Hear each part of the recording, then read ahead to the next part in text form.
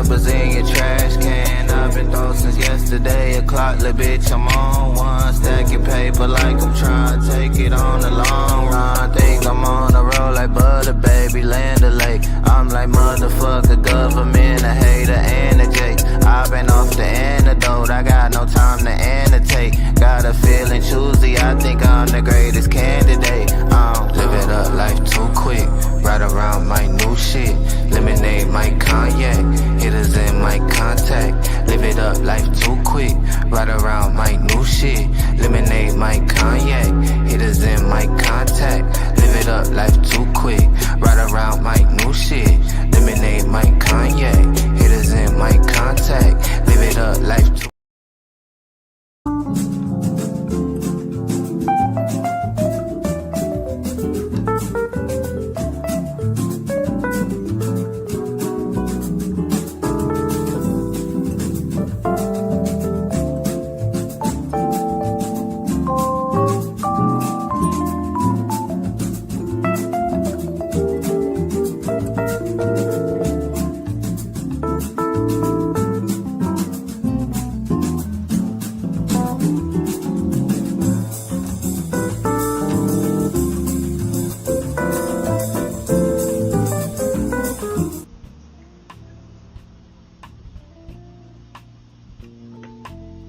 Welcome, ladies and gentlemen, to another edition to the We-On-Loc Nation channel.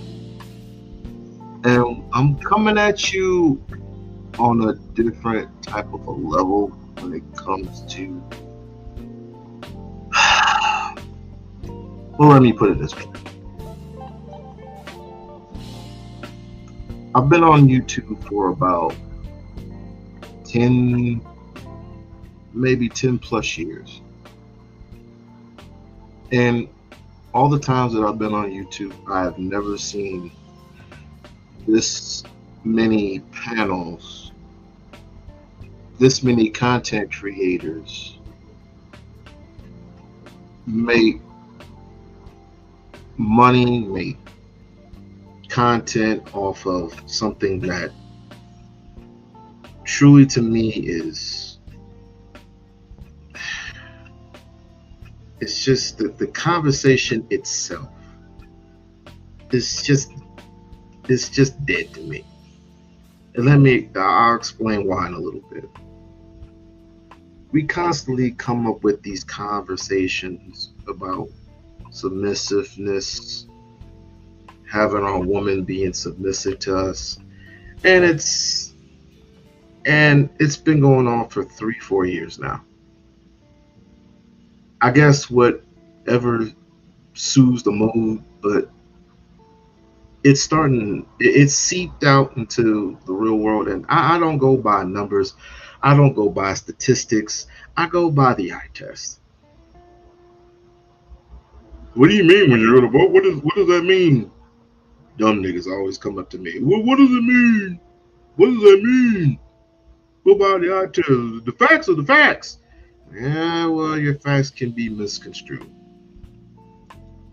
Because if you say that, for example, and often people go to biblical terms on this, they say above God is what? Man. After man, it's woman. After woman, it's child. After child, it's animals. Well, in my perspective, I'm going based on the triangle.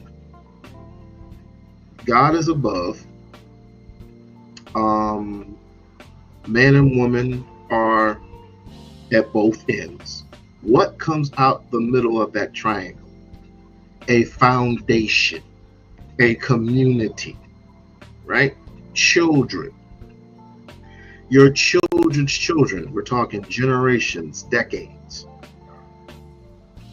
Because of the simple fact that all this monarchy or whatever you call it, patriarchy, none of that works. You talking about being submissive? You're not even submissive to God. You're not even submissive to yourself. So Today I went on to Lapeef. Lapeef is always on my timeline. I don't know why. I watch and I listen, and sometimes it's very entertain. It's very entertaining, but sometimes it can be very annoying. And but I look for the entertainment. I look for the entertainment, and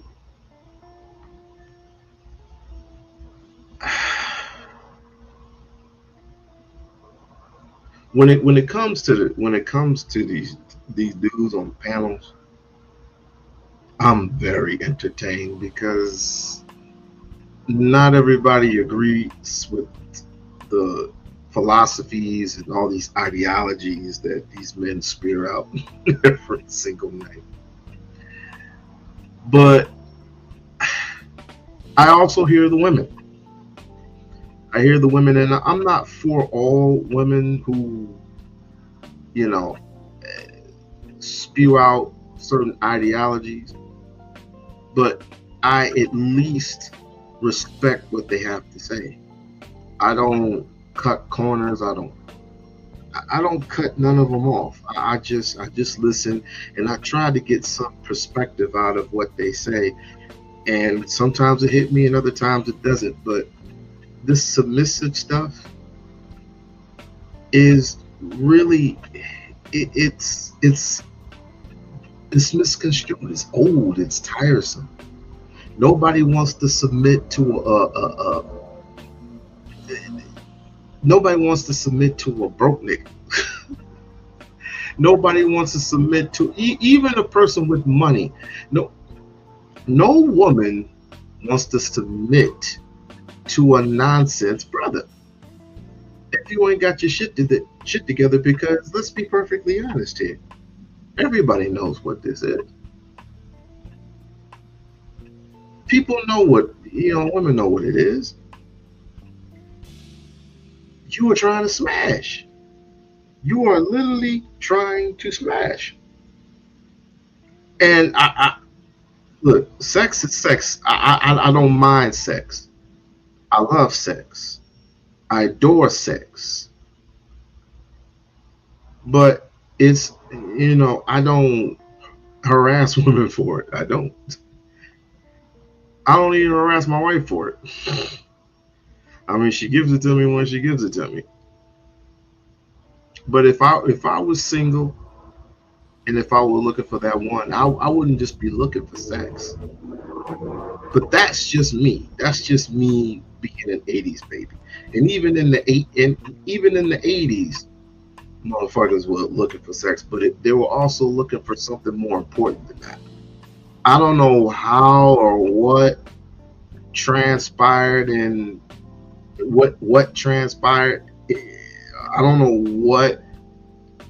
how we curved off from love, romance to this is a requirement. It's a requirement for you to cook, clean, and fuck me when I want to get fucked. I don't know how we got from one end to the other end. I don't know how. Is it because of the feminist movement? I don't know. But like I said, I pivoted and I heard this morning, and they were on my timeline, and somebody added on to the submission part. They added that submission. I think it was. I'm sorry. It wasn't Lapeef. It was Sharon's channel. Sharon Bracey. Now, Sharon has 1 foot in and 1 foot out. I don't know what the hell's wrong with that boy, and he gets temper tantrums sometimes. I guess people want to listen. People don't.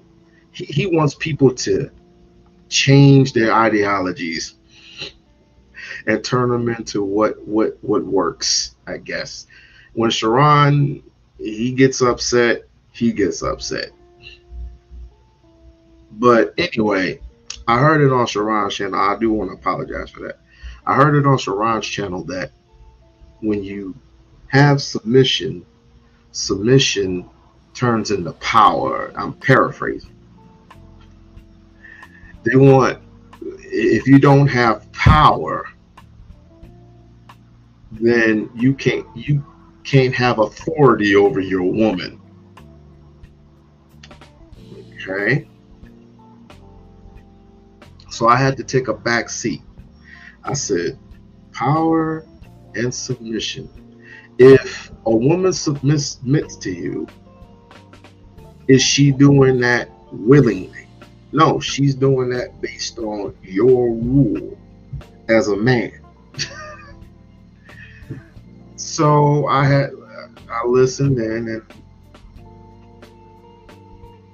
Sharon said, well, people who have power abuse their authority, which is also true.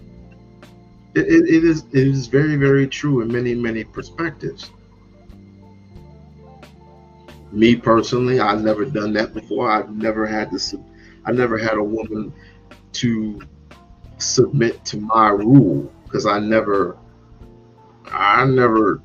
ruled over her. I never gave her a command.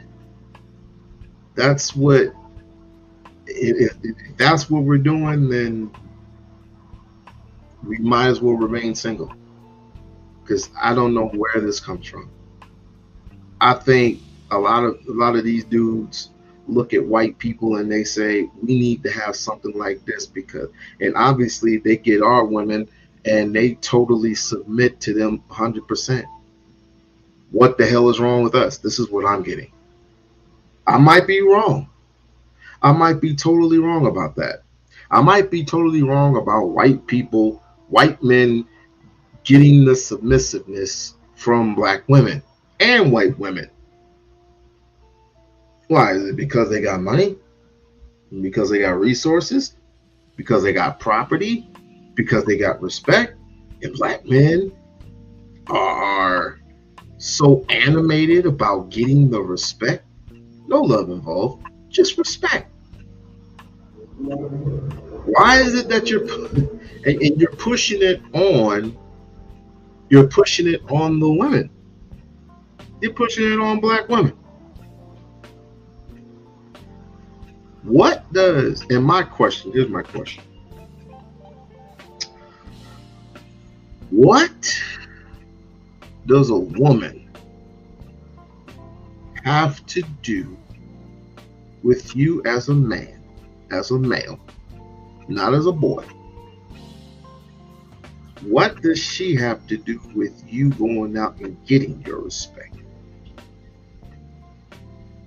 The black woman that is in no position to telling you to go get what's yours.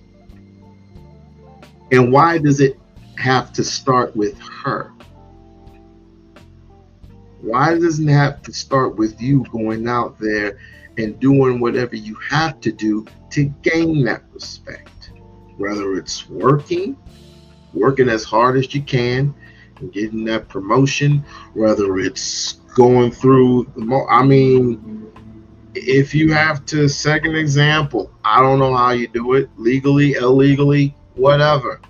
Me, I'd have put me, if I had that much power, I'd have summoned the troops a long time ago to just raid the whole United States, starting with the state that I'm in. Because we have been not segregated, but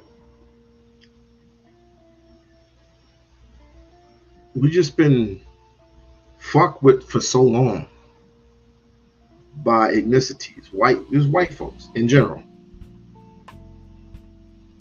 And just because we're in front of a computer, we're in front of a laptop, we're at our jobs, we make money, we have houses, we have cars, we have clothes, that everything is changed, which is nonsense. You're still looked at as 3/5 of a human being. It's like now that now that the white folks that came out the closet, all of a sudden that certain words, the N word, nigga, is an excuse. They wanted to make it an excuse to actually say it. They'll go to lengths to actually say some shit, and you're walking around thinking everything is okay, thinking everything is jolly go lucky. And you want to put all your eggs in one basket. And in order for us to get any type of respect, we're going to have to conquer our women? Question mark.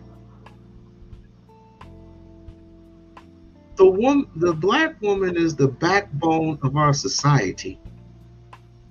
You can't live without her, and she damn sure can't live without you.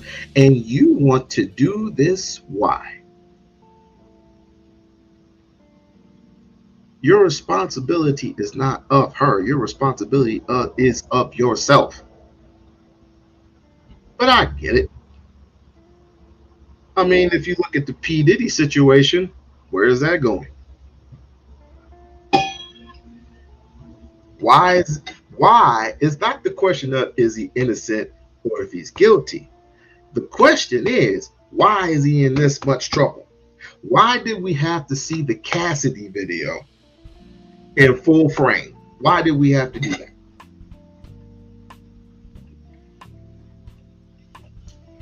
Because this is what we're doing to our women.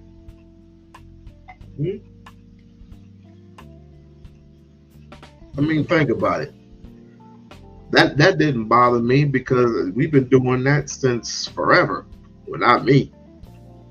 I don't put my hands on the woman. I will cuss her ass out, but I ain't gonna put my hands on her. And needless to say, the Cassidy thing, the P. Diddy Cassidy thing, it's not going too well, but I'm not gonna be distracted from what's really going on. It's just many of these women from these sectors, they often get abused verbally because of what? Their opinions. If they bring actual facts to you, and I know, and I've talked to many of them. Some of them are married, some of them are in a relationship. It's not the ones that I just posted. It's pretty much every woman, every female in our sector gets disrespected. And why? Because most of the women will not be a helpmate.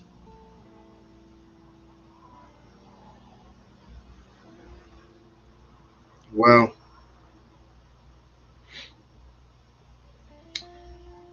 I often say, if you treat her better, you'll get better.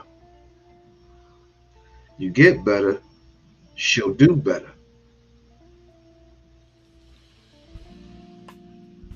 Stop making it about sex all the time.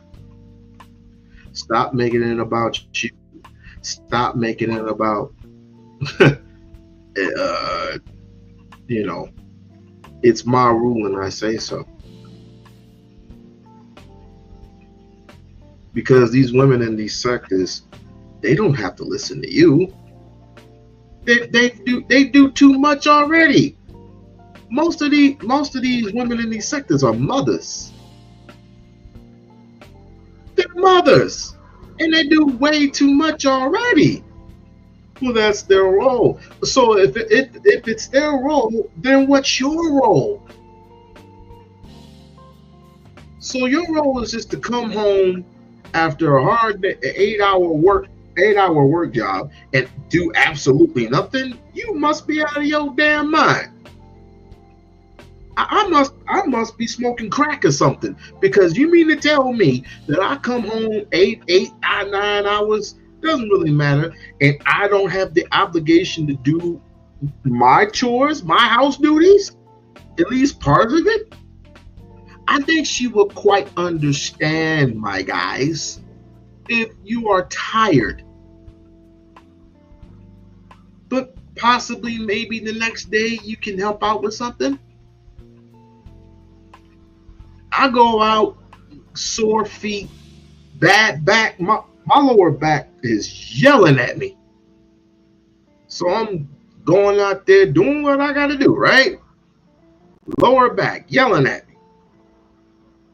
Get in my car, drive home.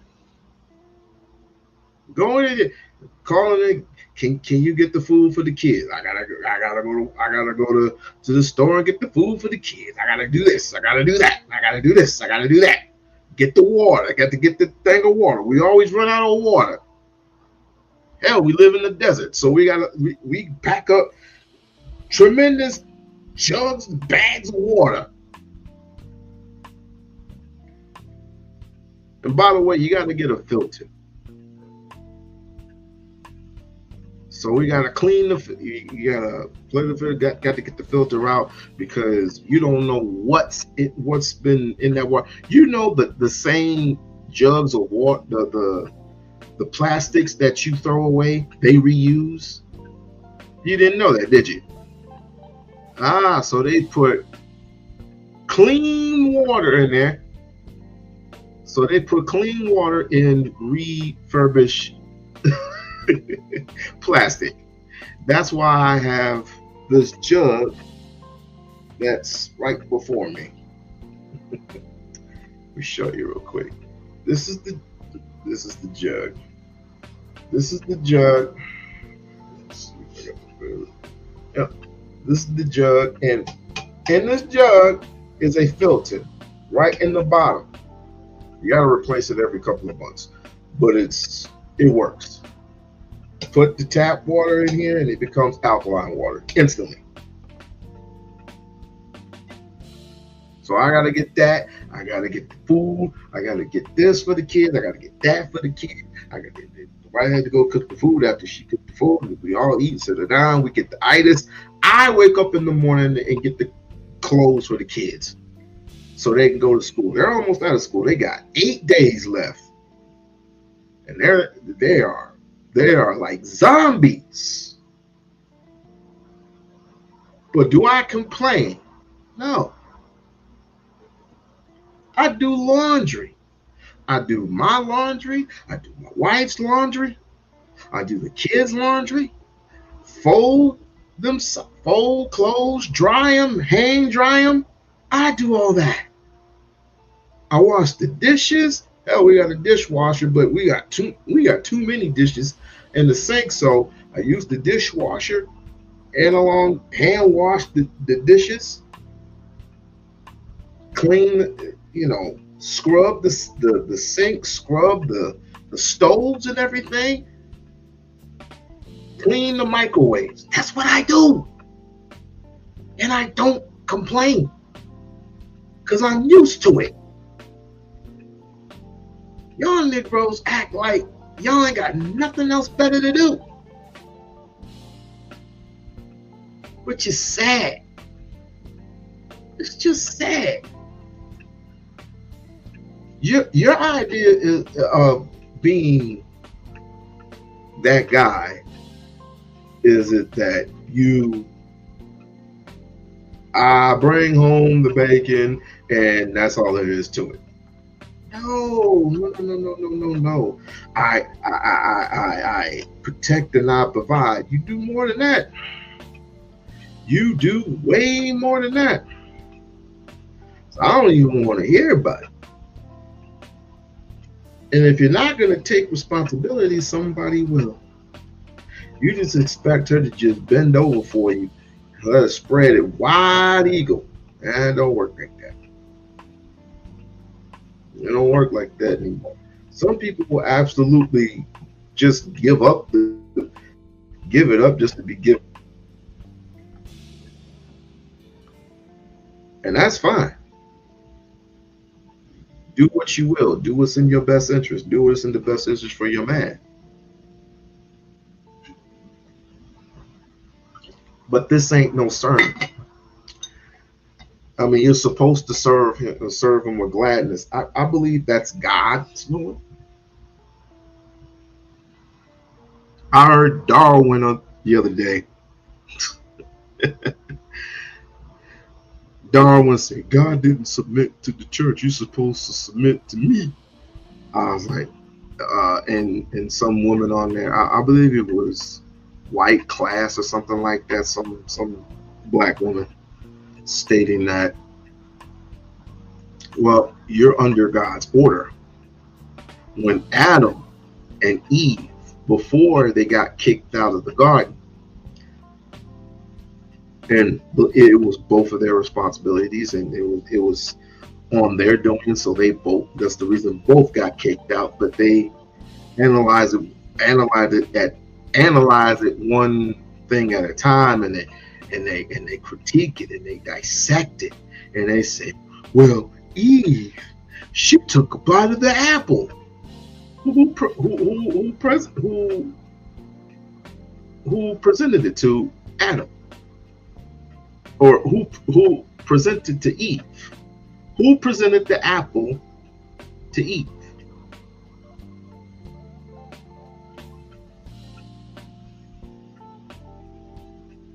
Who did?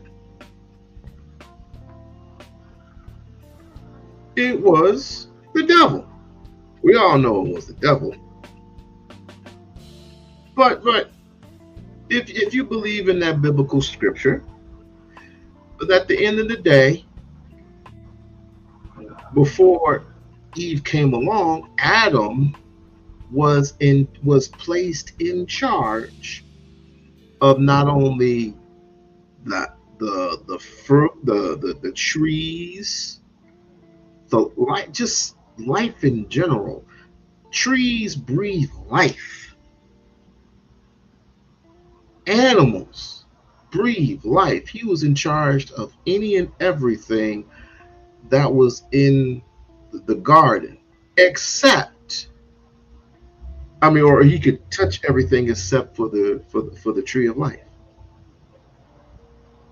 the tree of knowledge, or whatever you would call it. Apparently, if he knew all this, then why is it when Eve presented the apple, the first thought in my mind was, where the hell did you get this from?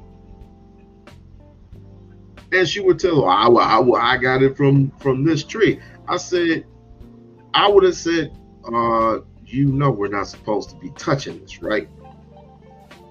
If you got it from the tree of knowledge, then we're not supposed to be touching that, according to our Father, our spiritual Father in heaven. But instead, he ate it. He ate of the fruit. And suddenly, they went from, well, of course, they were spiritual, so you couldn't see them at first, but all of a sudden, they saw their nakedness. It's like, where'd you come? How did this happen? How this happen? How this happened? You got cursed. And now you feel pain, you feel sorrow. Adam did all that. But in fairness, they both got kicked out.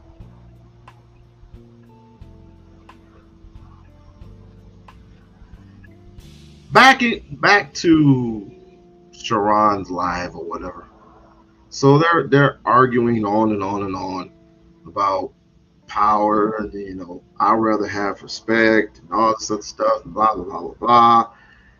And of course, some girl gets offended, goes up on there and says, that's all you ever want is, you want sexual attention, sexual liberations, and all this other stuff. And it's just a whole big mess.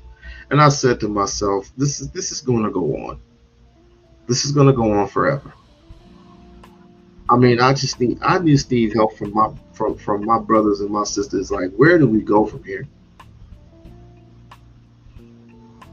Because as far as I know, if this keeps going and Only God knows that the internet is so big. I mean, we got what? We got how many apps we got? If we're not on Discord, we're on Rumble. If we're not on Rumble, we're on what? Chat box or something. It's just gonna go on and on and on. Ryder, if you want to jump on, you can. Maury, if anybody's still here, they can jump on. They can jump on and hop on with your boy. But I'm making a general statement. The women on this panel do not get. I mean,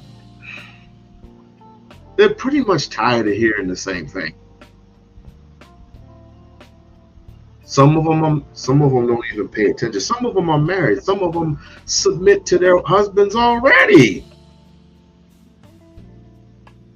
But you just want more. It's always something tacked on, and you're acting like the women who mainly started this shit in the first place. But I see more men. I can't even comment on it because I see more men acting unrealistic. Not unrealistic, but I mean, this is act weird.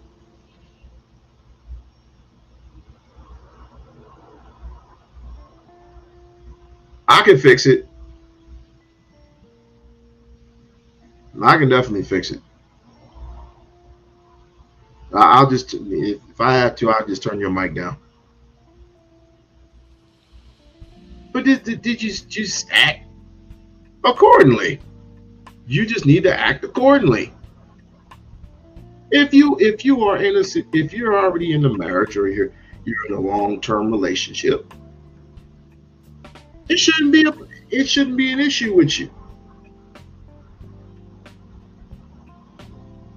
I just hate niggas who whine too much, because that's all you do is whine.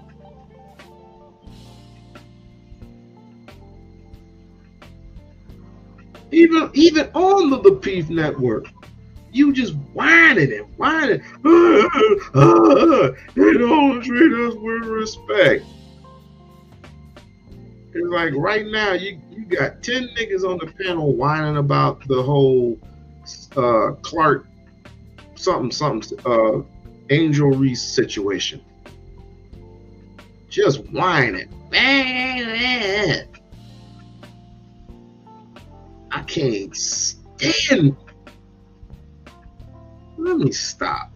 I just can't stand people who rant so much. Like this Negro in the goddamn chat box. Black Man Unfiltered in the building. He used to whine and cry a lot about females. I don't know about now because I haven't seen them at too much because I've been so busy. Excuse me, I had to take a sip of water. I heard on Sharon's today. I'm gonna be playing it in a minute. I don't know if you were there or not, but you got some dudes. You know what? Instead of me just talking about it, I'll just play it.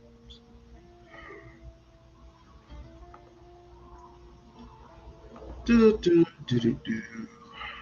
mean, they just whine so damn much. This.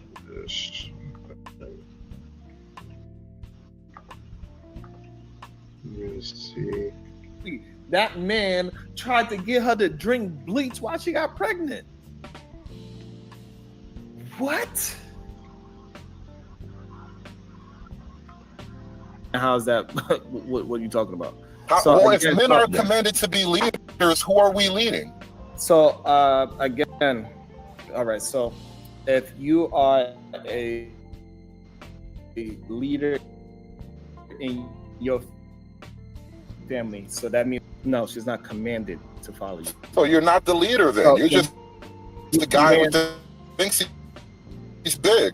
Right. So the problem is that majority of men, they think of this command, they think of power. the problem that you cannot take the power out of leadership, and that's why. Well, remember, we're this talking is why, about. This is why, hold on. And this is why majority of men are not good leaders, because they think they have to lead with power, and power is only going to corrupt, and power is only going to corrupt your relationship, because power takes away from the relationship. Instead of leading gives. And this is the difference, that little bit of nuance is in the relationship, that you are leading. You're not in power. You don't want to give men the power that leadership automatically implies. But I should.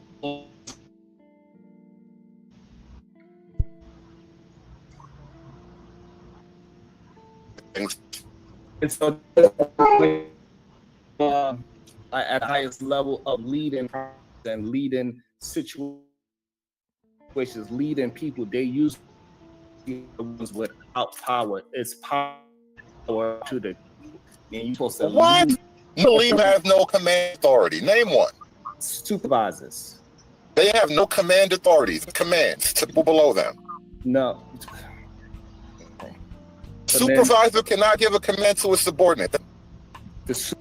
Technically, they can, but it can also be challenged due to the fact that a lot of people, if put it this way, if I am in a certain position, which is they always give you multiple positions to do, and that's bad enough. But if, let's just say I'm in the position that has multiple positions, but you want me to do some extra shit just because this person has not shown up, or he's not doing a good job, I was like, well, that's on him.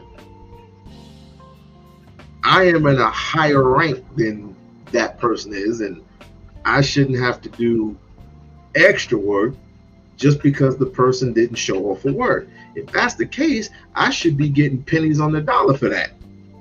But people don't want to negotiate, so it is what it is. But you can challenge it somewhat. If it's like your actual boss, then just, I would say, suck it up and do it. But if it's just a supervisor who wants to act like an asshole, then you have a right to challenge it. Supervisor does not have power over the majority of your moving goalposts. You have command over the people under you, yes or no? I'm trying to get you to understand, because you are only thinking in literal when we have a conversation, right? So literally, power takes away, right? I don't know if hood conservative is so you can have is manosphere or not. It's been so long since I've seen that, but somebody that is in power and say, hey, shut the fuck up and do what I say. And then also you can have a leader say, hey, come here, let me show you how this get done. Which one's going to be more successful? You're talking about assume that one style is not a leader. No, both people in these positions have power. They can use the power softly or harshly, but the power is the goal here. That's the only thing that matters. If you're a supervisor, you have power over the people below you. Period. You do not. So you got to serve. So the problem that majority of people, like a president of the United States, they are supposed to serve. They do not have power over me. You have a service. You don't have power. The only person that has a power is your boss, and even your boss under him, they have to go within a certain rule. It's like again, supervisors are different. A actual boss is different from a supervisor. A supervisor can tell me something. I can tell the supervisor to go straight to hell, and I can actually challenge that. You know what I mean? But I can't tell my boss that, because the person that hired me, I have to go by that. I have to go by what he said. But 9 times out of 10, you're not going to see your boss like that. You're just not. We as the people gave him leadership role. We didn't give him power. So Commander-in-chief of the military, brother. Commander of the toughest army in the world. Again, that is fine, but what you are missing, again, the difference are actually somebody, the ones that are winning, they are leading without that authoritative power dynamic that you got to have in your mind, that shut the fuck up, dribble. That's the problem with a lot I mean, what do y'all think so far? I mean, they're trying to curvate jobs with relationships, which I truly hate. I hate that shit. The one thing that relationships don't have what jobs do are unions. I refuse to call my family, because the only thing my family is going to say is work it out. Try to work it out. Versus a union rep, I write down the situation, what went on, how it went, what time, when, where, what boss was it, what department I'm working for, and then they go handle. And once I'm done, they give me a copy of the piece of paper, and I go about my merry way. And sometime, hopefully in a week or two, we have the conversation. And depending on who's right or who's wrong, if I'm in the wrong, I get the write up. If I'm in the right, they get like they not get reprimanded, but they get the slap on the wrist or whatever. And I'm scot-free. And whatever write up I did have, it gets demolished. That's how that works. I can't do that in my relationship. If she fucks up, I'm kicking her ass out. I kick her ass out. She can't call her daddy and her daddy can't convince me of nothing. She fucked up. She gonna be held accountable. She take the responsibility to take her ass home. She can go live with you. Because if it were me, it'd be the exact same thing. You cheated on me. Okay. Divorce. All right. What else? You're gonna have to move someplace. All right. What's up? What's that? Mr. Adams in the building. What's been going on, player? But if I fuck up, I suffer the consequences. It's that simple. But I just get sick and tired of this comparison for relationship to jobs or whatever. You wouldn't do this with your boss. You would take commandments for your boss, but you can't take commandments at home. What are you talking about? I didn't know you were King Tut. I mean, I feel like and sorry for the Marvel reference, I feel like I'm Tony Stark up in this month. But guess what? The person that was my girlfriend, she's just as smart as I am. And just because I make good tech doesn't mean she has to follow by my rule. Are you crazy? A lot of men, they want to just rule with an iron fist, and it doesn't work. I realize this is a theme that pops up all the time in Black conversations. Black men are supposed to be leaders without power. And then you can point to other leaders as examples. The president, you wouldn't listen to the president if he wasn't the king of the military. If he didn't control the biggest, baddest army in the world, the president of America would be worthless. Right, but also we find... Again, that's different. We're talking about the president of the United States, who is in charge of the people in the United States. That's his duty. That's his job. He's married to his wife.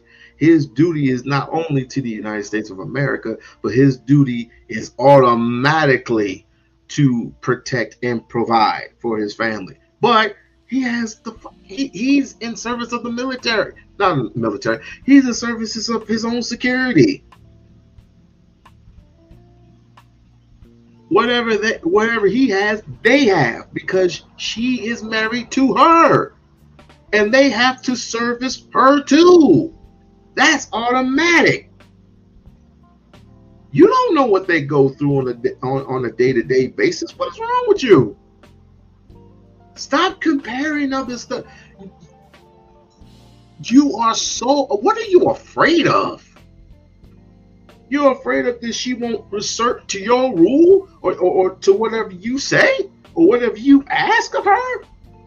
9 times out of 10, she's going to do that for you anyway. That's why women in these sectors, they have issues with dudes in other sectors. And I do not blame them. I don't blame them. Hired that same person, right? No, we change the job every 4 years because that's how we keep our national continuity. That's how we keep the government continuing, because we don't want to have a civil war every time a president gets old or something. So we figured out a way to keep it going. But the issue at hand is the president has the power. He does not. He has leadership role. He has an army. Hold on. He does not have the power. He has the leadership role. He's supposed to lead both parties, the Democrat and the Republicans, to move legislation, change laws, to move the nation forward. He is supposed to be leading. That's why majority of them do not go through executive order, but they go with inspiring both parties to get together, and so we can move the country forward. So again, he has to get in touch with his generals. He has an army, yes, but he cannot act upon. He can't just say, "Okay, army, do this. Go to Kuwait and blow up that bitch." He can't do that. He has to go through the generals.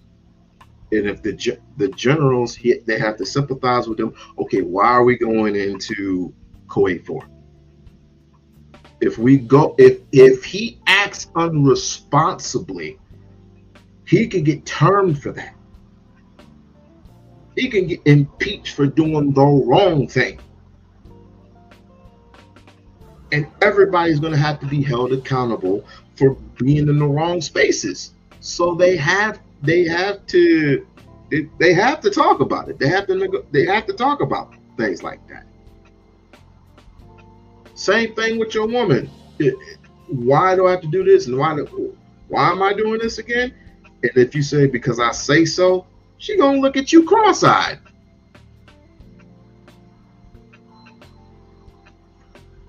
If we could fire him, how do he have power? We can impeach him. How does he have power? Again,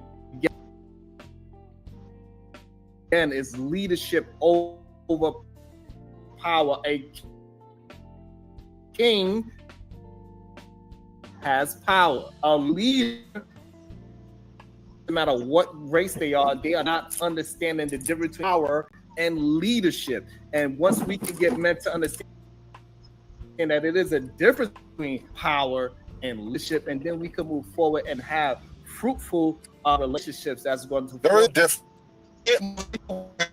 men that have leadership power. That's a death. You send men up to fail. You can't lead your own children if your children are not expected to follow you. So here's the point where, like I said, power takes. So for example, power would say, "Hey, do as I say, not as I do," right? That's power. But leadership would say, "Hey, look, this is how we get things done together. I'm moving like this. This is the reason." You're describing hypocrisy and calling it power. Just because I'm able to dismantle your talking point doesn't mean that you got to interrupt again. So let me reiterate. Power says, "Do as I say, not as I do," and leadership is the opposite way. Leadership says, "Hey, look, I'm moving like this. This is how we are going to get there together." It explains, it expresses, and it shows the path of victory. That's the difference between leadership And called it power, brother. No, that's literally the definition of hypocrisy. Do as I say, not as I do. That's not leadership. That's hypocrisy. So that's not power either. That's hypocrisy. You keep changing terms to sound smart. So I'm not. What I'm trying to get you to understand that I'm leading my family right now. When I started running, guess what my wife did? She did what? She started running. I didn't say, hey, shut the fuck up and you won't go run with me. Because that would be my... Why are you assuming bullying here? Why do you assume bullying? Why does everything have to be the man is bad? Because that's what... I'm not saying that the man is bad. I said power is bad. Why is power bad? I have to disagree on Sharon on that one. I mean, there's nothing wrong with having power. Is this, number one, how much power do you need, and are you responsible for it? So I would disagree with him on that. Because anybody that has power, they usually take advantage of that power. Because power is like electricity without tools. We need tools. We're talking about something very specific. I'm going to show you who people think. I'm going to show you real quick who you think has power. I'm going to show you the person, and again, you might think she might have power. You might think she's just talking on both sides of her neck. But if you have the world's attention, that's power, my friend. Call it what you want. From the great state of Texas, the ranking member of the subcommittee, Ms. Crockett. Thank you so much, Mr. Chair. And Mr. Hauser, thank you so much for your service. I do want to make sure that we are clear on your credentials because you actually have them. I have that you were the Assistant Director of Legislative Affairs at Homeland Security, correct? At one time, yes, ma'am, about 15 years ago. You were Deputy Chief of Staff at Homeland as well? Yes, ma'am. You served as a Senior Advisor to the Commission as Homeland's Custom and Border Protection. Yes, ma'am. As a series of issues of what's going on, because I will say that the Republicans were right. Democrats lost on immigration. When you look at all the polling, when you talk to people, they lost immigration. Have Congress literally don't care about humanity, which is why we are able to have this administration doing the things that they're talking. Well, I don't know or not. You know why? Because out they've been for all of the persons that agencies. In addition to the fact that even if that is a real number, no, that number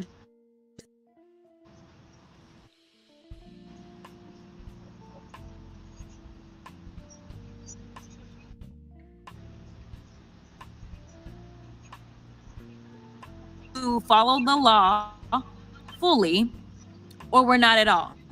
And frankly, what I've seen out of this administration is that they don't want to follow the law. But there is something that you said in your opening remarks that really stuck with me. There was a line that I now I have talked to those that are in construction. I have talked to those that are farmers. I have talked to a lot of people that have said that because of the reckless acts of so many of these ICE agents, they can't even get their workers to show up to work because of what they're doing. And now you correct me if I'm wrong. As somebody that practiced criminal law, I never saw that we needed ICE to go and arrest somebody's safety, to arrest somebody's about aggravated robbery. So in fact, 9 times out of 10, the primary arresting agency when it comes to say committing a crime such as aggravated robbery, rape, murder, would that be ICE? Would be the primary arresting and investigatory agency to do that? And just wanted to make sure I was on the right page, because I get a little confused sometimes when we're around here. Now, we have talked about a lot of the kind of back and forth between the branches. And so a person like this, right? She has power in her own right, but does she get respect? That's just a question. No, she doesn't get any respect, because needless to say, people don't like her image. Her hair, her hair, how she walks, how she talks, how she addresses the men or whatever. She doesn't get that type of respect that a white man would get. She doesn't get that type of respect that a white woman would get. Absolutely not. Even Obama, he wouldn't get that. She wouldn't get that type of respect Obama gets. But because she is a woman, and I'm getting, be perfectly honest, I'm getting tired of that. I mean, just your policies, depending on what they are, if I don't like them, I'll address it and I'll leave it at that. And I'm moving on. People get on me for not voting for Kamala Harris. I'm like, oh well, I don't like her policies. I don't like the Democrats right now, how they run shit. It's too zesty for me.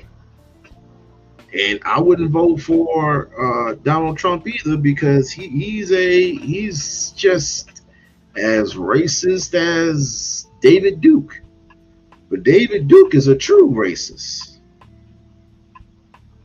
So I'll just hold my vote, and hopefully, maybe Cory Booker runs for office. Or hell, The Rock. If The Rock runs, I'ma laugh.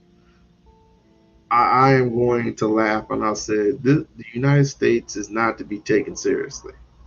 Let me continue. This idea of checks and balances seems to escape certain folk in the chamber. And so I really want to ask you just a couple of questions to make sure I'm not the one that has lost my marbles. Who has the right to conduct oversight? Or let me ask you this way.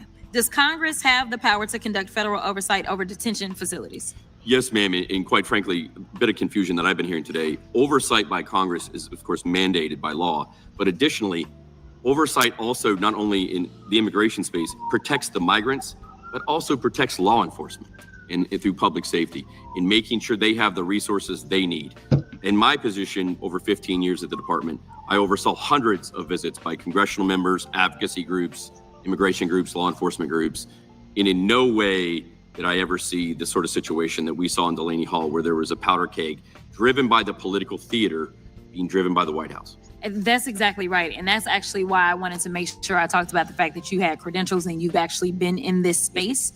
That was not normal. And the idea that they would somehow say that it's their colleagues that were the ones that were driving it, which is why I made sure that I showed video footage of Representative McIver very calmly.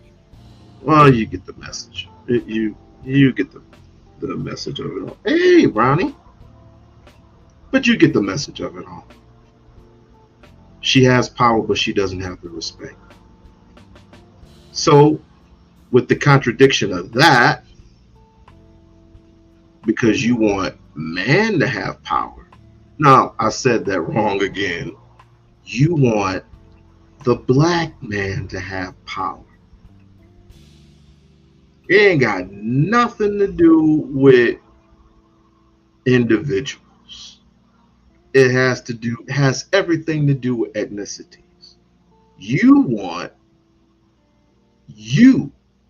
the black man, to have power and authority over a woman. Not over the United States. Not as a whole, but a woman.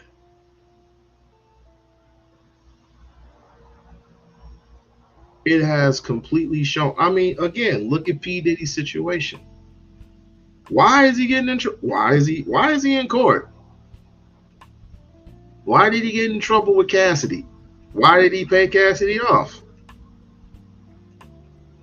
It's like, oh, you don't stick up for the men. You're doing that. It's their doing, not mine.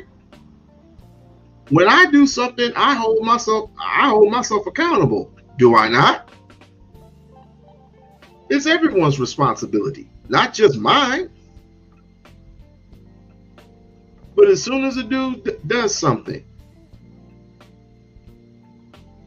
it falls on deaf ears. But a woman gets in charge. Oh, the whole world's gonna fucking end. Give me a break. There ain't nothing wrong with you. You gonna sleep just fine. Specific, right? Power takes away. Is it bad for women to have power?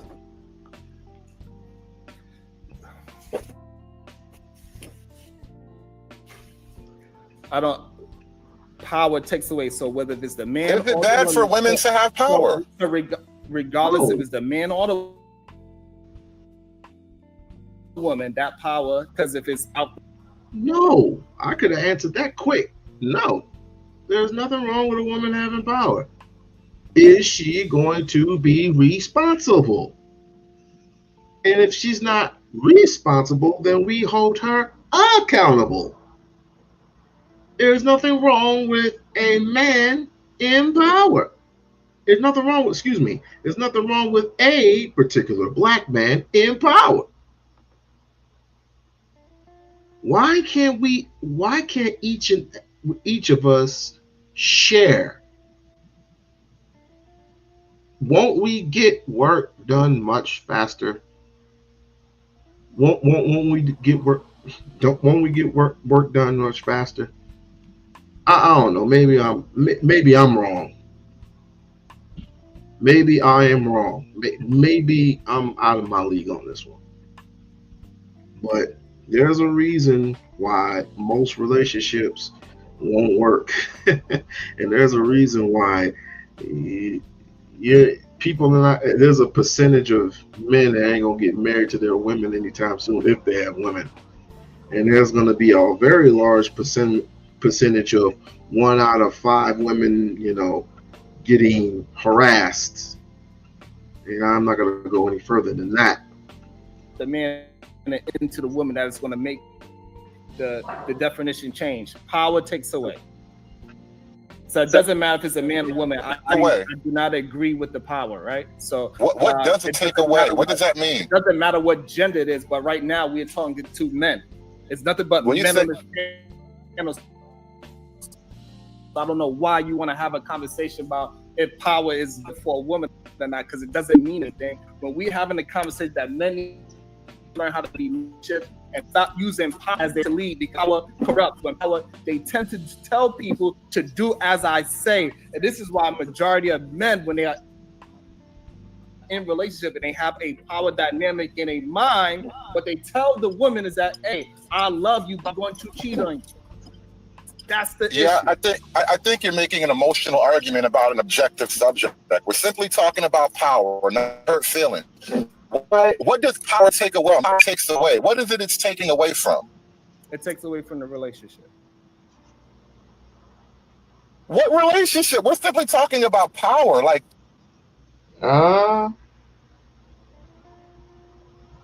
I'll say this. I will say this. If I'm in a relationship with somebody, damn. Okay, we'll do this. I'm in a relationship. I just got a 5-star job at a 5-star company. I make over anywhere from $50,000 to $100,000 a year. Right? I should be good within the next couple. In the next couple of years, I should be good. I should be making steady money. Blah blah blah blah blah. My wife, or my girlfriend or wife, whatever, she makes significantly less than me. Even though we pay our own, we pay 50% of the bills. We still go 50-50, which we've been going 50-50 for 16, 17 years now.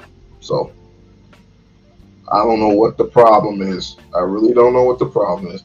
The problem is you're going to be paying forever. I was like, well, ain't that the average person? If you're at GM, I don't care if you're working a corporate job at GM. Unless people are fortunate to have that 7-figure job, then you don't have to worry about much. But things are going to change. Things are changing dramatically. 6 figures is starting to become nonsensical. Even if you're making 6 figures, that's like a minimum wage job almost. If they do what they say they're going to do with the tariffs, and they're going to raise prices within the next couple of weeks or so, it's going to be looking more worse than what Joe Biden did. When Joe Biden was in office, it was looking quite. I don't think y'all know what's going on here, and it doesn't. And y'all look at me real strange when I say stop looking into politics and just focus what we need to focus on. And that's ourselves, because the economy, it's going to get worse.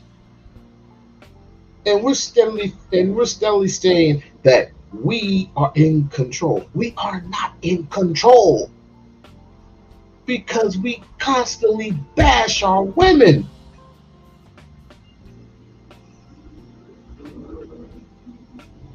Do you hear what I'm saying? We constantly talk shit all the time.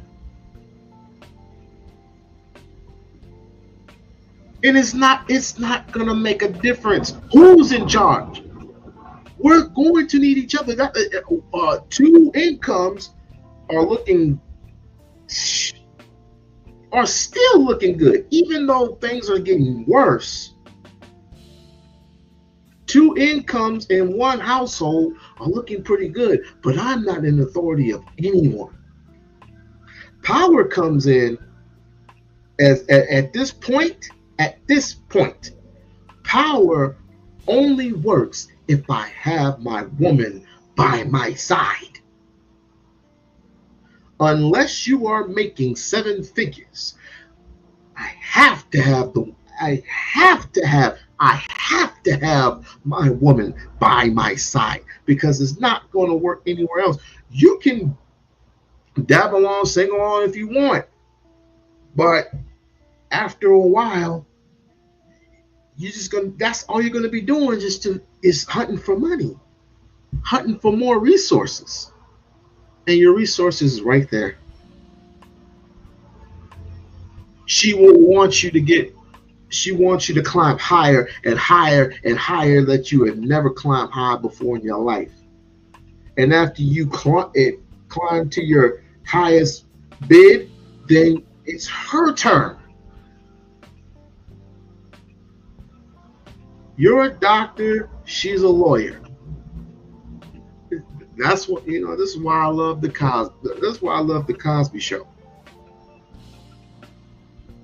There was a doctor and there was a lawyer, and even though the figures didn't add up, they still made over 6 figures.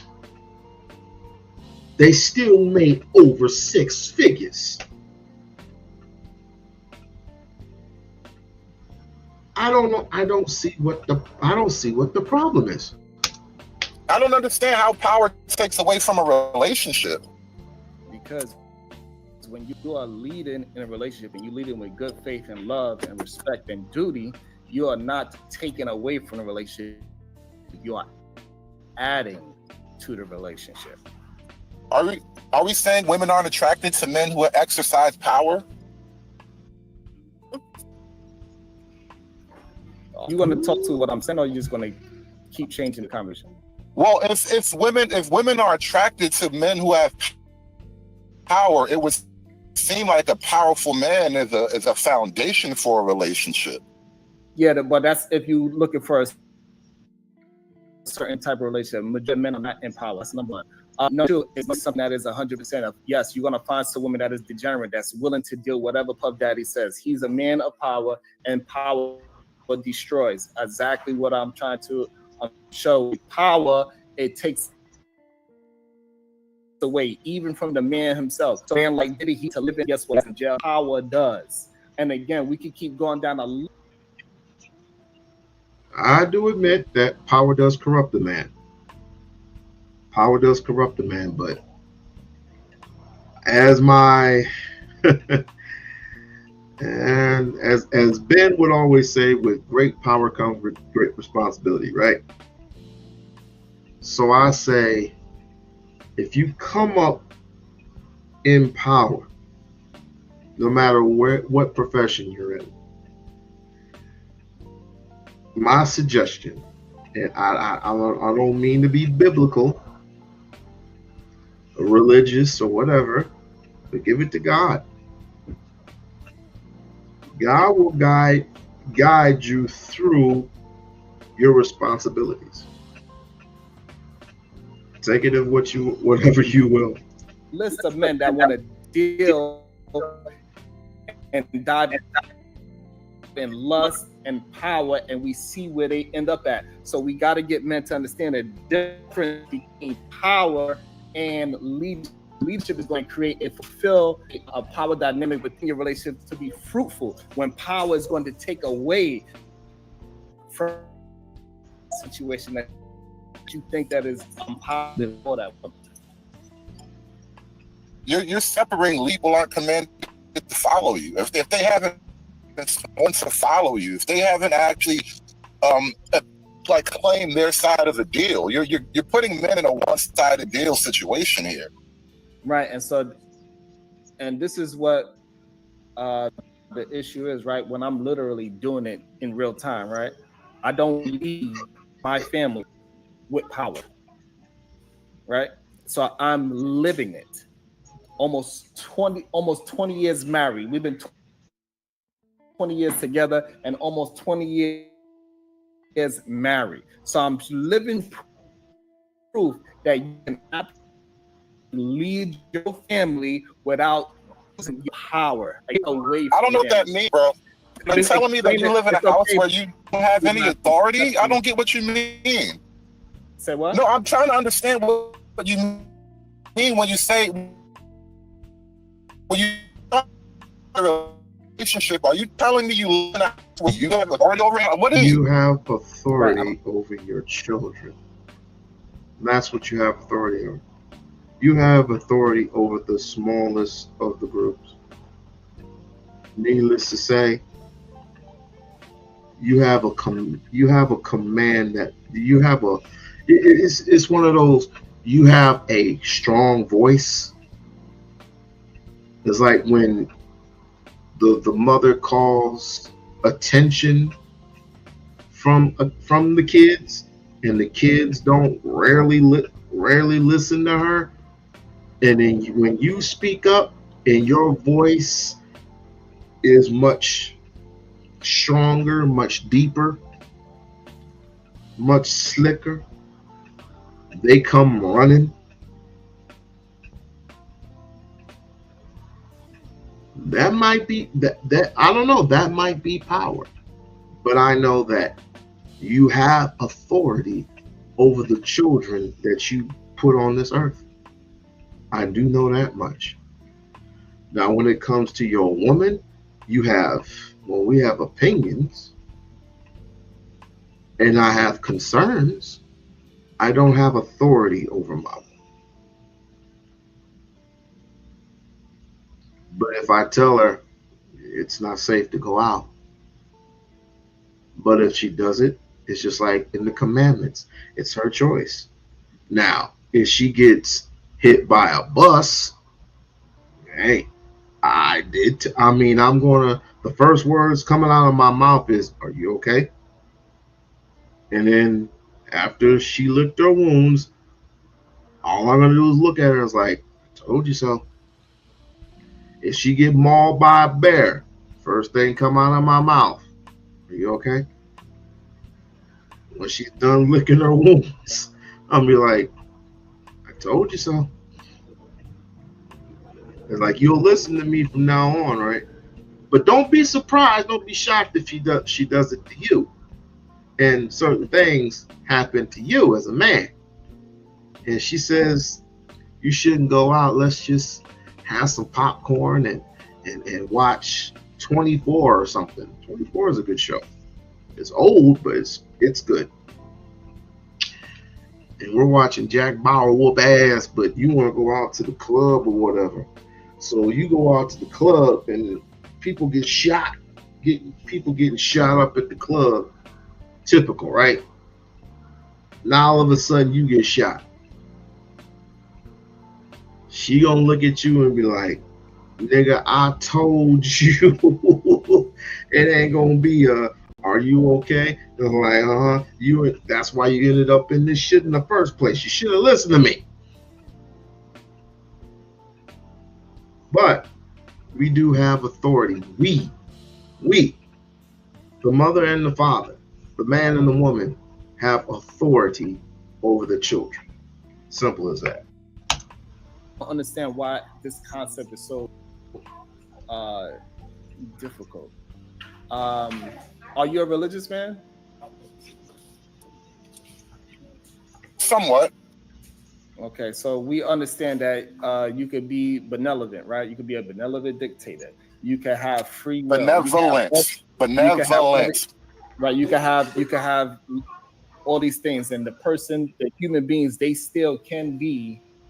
They can have a free You didn't will. answer my question. You didn't even attempt to answer my question, though. I've been answering your question this whole time, but you just rejected. Well, I asked you a direct question, and you redirect. I asked a direct question. Are you explaining to me that you live in a home where you have no authority? Is that what you're saying to me? It's a yes or no question. I'm willing to listen to a million words. It's only a yes or no question to somebody that is trying to be disingenuous.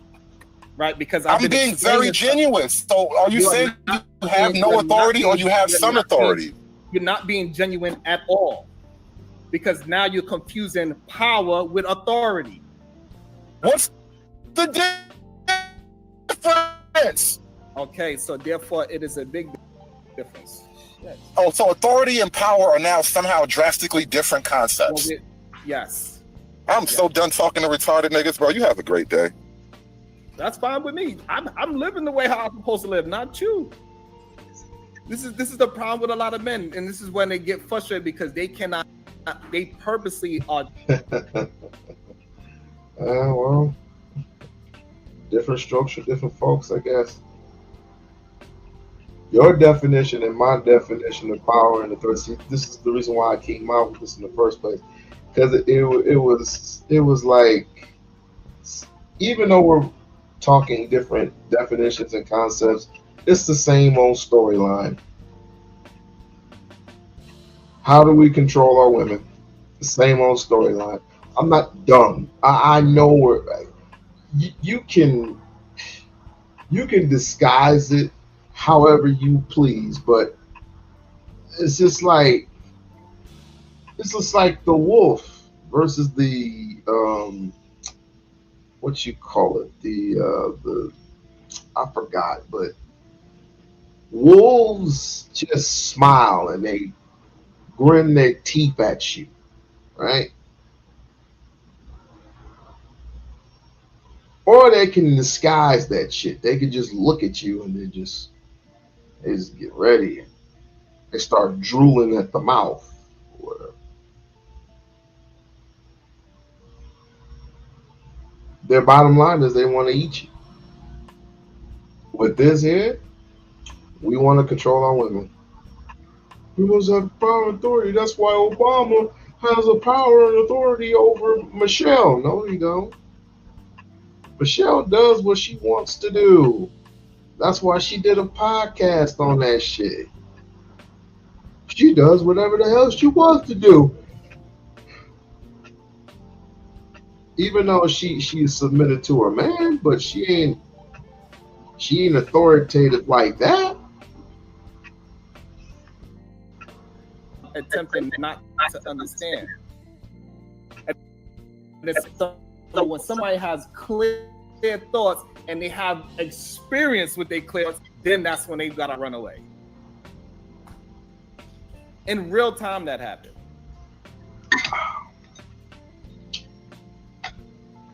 The majority of the great leaders of these worlds do not have this power of what you think it is. Majority of the men that whoop your fucking ass, you better not smoke a cigarette. And guess what most of those people do? They go and smoke a fucking cigarette. They do not run their relationship with power. Most companies is not run with power. Sure. Most of these successful people are not running shit with power. Donald Trump got to answer to somebody. He is not a king. Yeah, listen, Sure. I'm not arguing with. Yeah, he's right. He is correct. Donald Trump does have to answer to somebody. But until then, he is the president of the United States. And he is responsible globally. Nationally, he is responsible for the United States. And if he fucks up, he has to answer to the people who put him in that chair. He has to answer to the elitists who put him in that position. But the point is, like you, it seems that you are set in saying you're right more than you actually. Don't change the topic. Talk about Nobody's changing the topic. You are. You don't get all around the world being a king to just get away from talking about power and leadership. Yes, it is power with leadership. Pussy got power. So that's for earlier when you asked if women or you pussy got power. Being the president, you are and you still have power. They literally said that the president is the most powerful man on the earth. So yeah, anybody in the leadership position has power. That's what you're avoiding. You're doing all this rigmarole and shit just to get off. Like, it's all right, man. It's not absolute power. It's not power. Hold on. This is, I can't believe this is men that think like this. Okay. Sure. I said the comment of the spare the There's no need to rush. We here. Just because you hear some, you have to hurry up and start. Nobody's gonna run away because it was sent for 2 facts. I need y'all to really think. Because at this moment, it seems like y'all are just talking with no thought whatsoever. Power allows a person to dictate decisions through fear and coercion. That's what power does. Do we agree so with you're that? saying power only comes through fear and I said what I coercion? fucking said. Talk to what I'm saying. Don't ask me what I said after I said it. I mean, it's for Don't take no clarification. So are you saying power only? Men are not running your goddamn relationship through no power. So I don't know why y'all try to argue like you are. Nobody is. That's the problem. That's what I'm saying. Sure. You don't get. Listen, you're doing all this because you're trying to prove your point. I'm not even trying. I'm not saying I agree, disagree, none of that shit. I'm saying like let's just be factual. Most men. You just sit here and say out your own mouth like 5 minutes ago. Most men don't even have power, and now you're literally saying 5 minutes later. Most men try to run their relationships through power, nigga. You just sit here said they don't have power. Something they wrote in the- I don't know what y'all in a rush to do. Relax. I don't know why everybody will just jump in and say anything. That boy tweaking. Sharon is tweaking. Just hold on. I got you. The reason why a lot of relationships fail is because men attempt to use power instead of using their common sense. This is why we keep having this goddamn gender banging situation. And majority of the men that is promoting and pushing power for men to have over women are the men that do not have good relationships.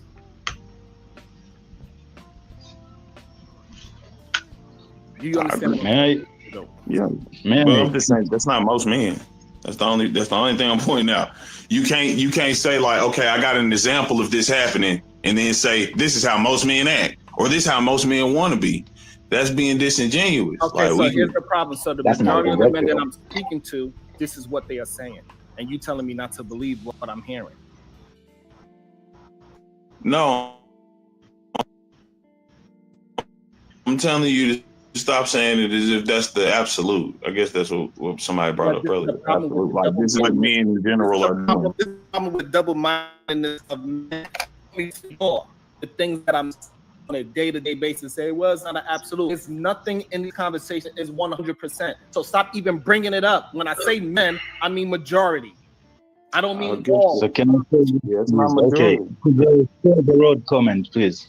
So I said spare the road, and in the Bible, the whole thing is spare the road, spoil the child. We can get to the Bible in a second. So, KT to go. I don't know why y'all like to just change the conversation. I mean, literally, if it's any power. Okay, now you bring a woman on board. And so let's listen what the woman has to say. Dynamic in a relationship, then the relationship will fail, correct? And then y'all was just arguing about pussy power. So now we've established that both ways, male or female, somebody got some form of power. Oh my God. Hello, Miss. Hello, gentlemen on the panel.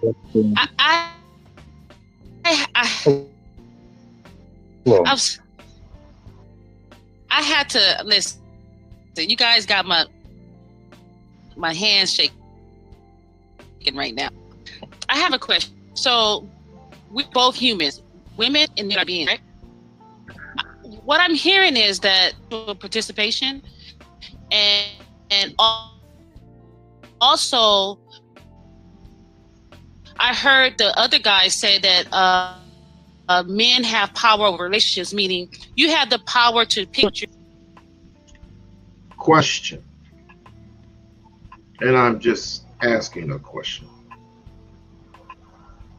Does pussy have power? That is the question. Does the vajayjay have authority? Is it powerful? Like minds would like to know. I want to be fair here. I just want to be fair.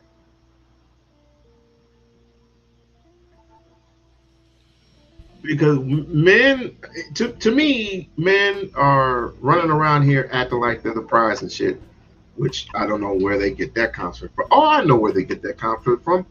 The concept from. They get it from women. Women say that they're the prize. All of a sudden, the men are the prize. Ain't nobody in this situation. Ain't nobody in this situation. Ain't nobody the freaking prize. God is the prize. The Holy Spirit is the prize. But we lost our way. We lost our spirit. We lost everything due to sexual orientation. Sickening.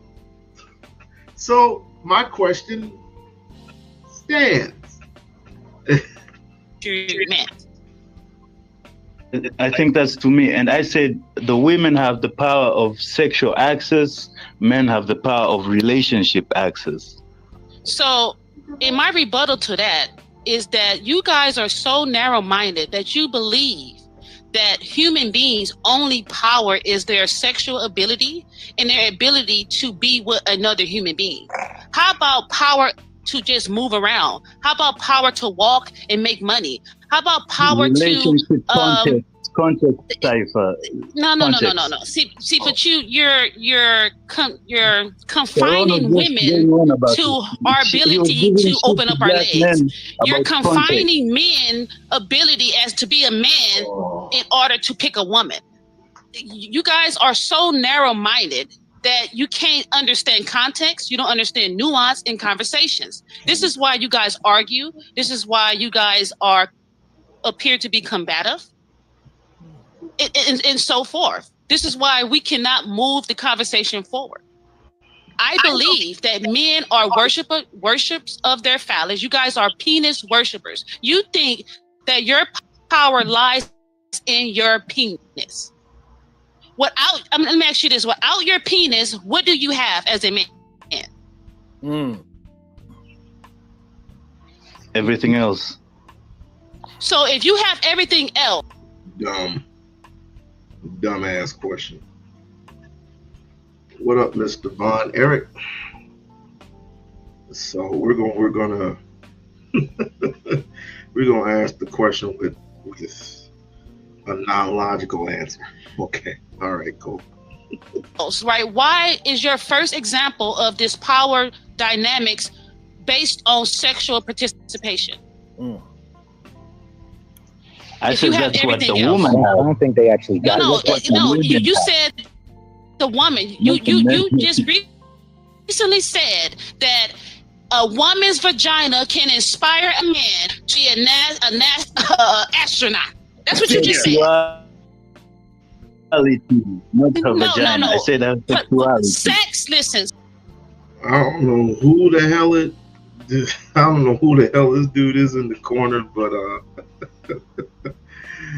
yeah. And guess what? You take them in a private room where there's plastic all everywhere, and you take a deuce on the women. That's what you do. When you have that, I agree to Sharon in this extent, especially in Dubai. In Dubai, they pay hookers not to have sexual intercourse with them, but to crap on them. That's what power does. I'm not lying. You can research this. You can research it. That's what they do. They take a crap, they take a deuce after they're done eating. Yes. Let's go ahead and do what we got to do real quick so we can go and ride that new Benz. That new 2026 Benz that hasn't been created yet. But I got the first out of 3. If that was the case, we would have all of these men out here. We would have all of these men out here. Yeah, man. That's where I got to jump in. This Nightmare, how would you know what inspires men? Exactly. I don't know what inspires me. I'm going based on. Auntie, you're always jumping in, but that's Cuzzo for you. I'm going based off what he said. See, I understand context of conversations. I'm going based on what he said. Okay. Not on based on what I think. Hold on. So, Gashka, so this way we can just start getting back to a conversation. What inspires a man other than vagina? Go ahead. I said a woman's sexuality. Dude, have you guys seen the statues that since Michelangelo and everybody has created? Hold on. I asked you a very specific question. Is there anything else other than sexuality that inspires a man? Or do you mean coming from a woman or just in general? Exactly, exactly. Good point. Okay, so I'm a man, and I can tell you that sexuality is not the only thing that inspires me. So, Nightmare, please continue with what you were saying before these idiots interrupted you. Yeah, because I'm trying to understand men, and then when you are giving them sound questions to try to get them to substantiate their arguments, I didn't say it like that, I didn't do it like that. It doesn't make sense to me. I'm going based off what this man said, and then here come Aunt T jumping on me talking about, what do you know? You're not a man. You're not. I just asked you a question. How do you know what inspires men? I can't tell women what inspires them. I'm going based off what's this guy? I can't see. Cash, whatever. I'm going based off what he said. Now you can't come to the party after we are already partying, Auntie. You got to come in and fill out the room, sir. Fair. So go ahead, Auntie. You do that too, because Cash Kid did a horrible job. No, look, I can't tell a woman what inspires women, because y'all know that. I can ask you what inspires you, but I can't tell you what's going to inspire you. She just told us what does and what doesn't. Or actually, she told us she doesn't know what inspires men, but she knows what doesn't inspire men. So make up your mind. Well, my rebuttal was I disagree with the comment he made, sir. Right. I didn't give an example of what I knew what was inspirational to a man. I said I disagree because I feel that it's narrow-minded, because you are confining human women to their sexual participation with men. Right. And I said that it was in the context of a relationship. We're not talking about president. Okay, so let's just be honest. Prior to what he said, Auntie KT said, "Oh, pussy power." He threw out pussy power. Correct. And so let's just be honest. The main thing that inspires men are other men. Let's just be honest. What? That's for Sharon. That's Sharon. Right. I get it. Like, y'all want to try to fight back on it because you don't want to seem gay. Whatever. No, how many country wars have literally been started about females? Majority of men follow other men to be great. Stop projecting, Sharon. It's not about projections. It's about being honest. This is why history is so important. This is why they make statues of men. This is why Kobe is revered by so many basketball players. This is why Michael Jordan. The Mona Lisa. What the fuck is going on? And it's okay. And this is the problem, that a lot of you men, y'all get confused. Y'all don't know if it's your sexuality or is it just your inspirations to be great. You don't know which one. A lot of you men are confused. This is why you're double-minded. Me, I understand that, hey, I see a great man and I'll say, hey, dude, I love what you did and I want to do like that and be better than you. And I'm not confused about if I'm sexually attracted to him. Men like you, on the other hand, when you have a man inspired, you get confused and you don't know if you actually love him, or you just want to be inspired by him, and that's why you gotta say, "Hey, whoa, what you mean other men inspired?" A whole lot of projection. You would think that it's the women encouraging men to get as many bodies as possible. I've never talked to a woman that was like, "Oh, you have 100 bodies? That's so sexy." It's men bragging to other men about the bodies they have, and their friends saying, "I have this many bodies," or rapping about how many bodies are getting so many bitches that they then go and try to pursue the same goals, objectives. And that's my question. Are you asexual? Are you asexual? I don't know what the hell's going on, but we don't have to move forward. We definitely John, it's she okay. said it. It's She okay. said No, that no, shit. see, I never. So she was trying to get clarity out the situation. Yes. She wasn't I never said my opinion.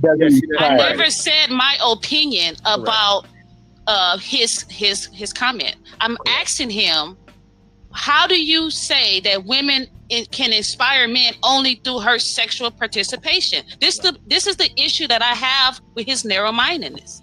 He's confining women only to the power of her sexual participation. And like I said, my first question was, are men and women human beings? You all agreed.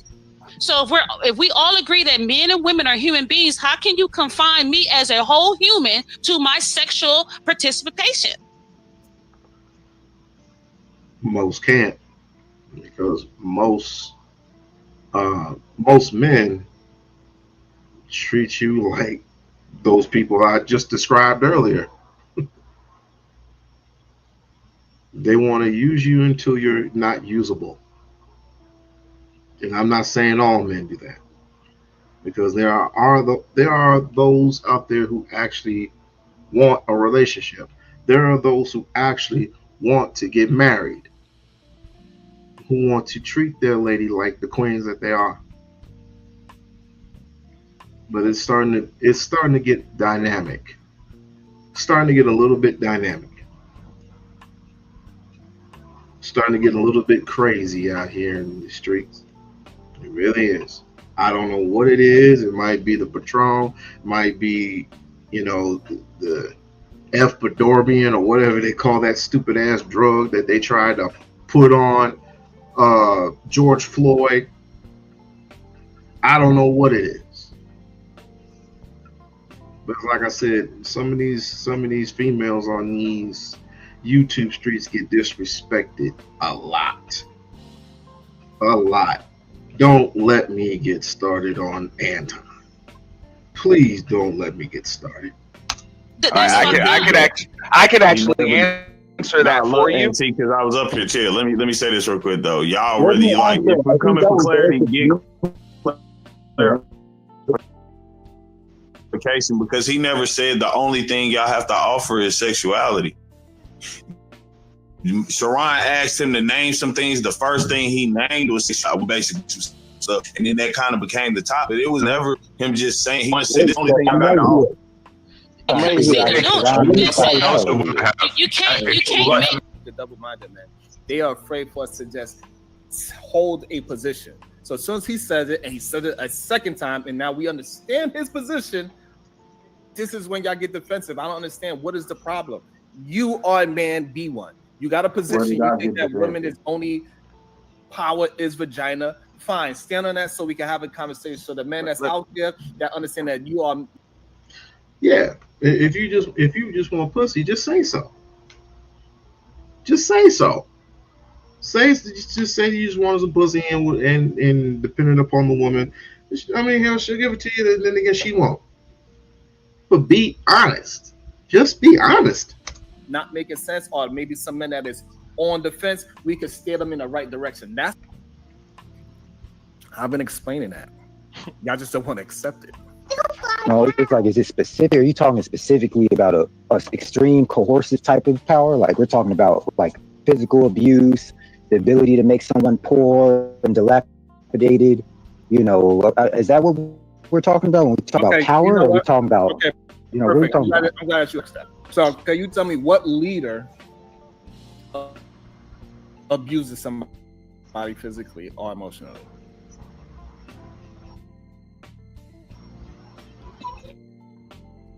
Oh, okay. Yeah. You mean actually that's easier. Can you? Nigga, what? You can lead someone to a ditch. You can lead someone to a crater. You can lead someone to a ditch in the side of the road. Oh my God! Stop with the double-mindedness. Literally. No, because now we got to define leader. You mean like in a positive sense, like lead them where? Like, what are you talking about, man? That's what we're trying to figure out. This is the problem I have with double-mindedness. Literally, emotional in a relationship. Point blank. Period. Literally. You equate power with evil. Oh my God. Yeah, I was about to say, I get what you're saying. That's an extreme example. I get, bro. That's like an example of tyranny and absolute power corrupting absolute. Again,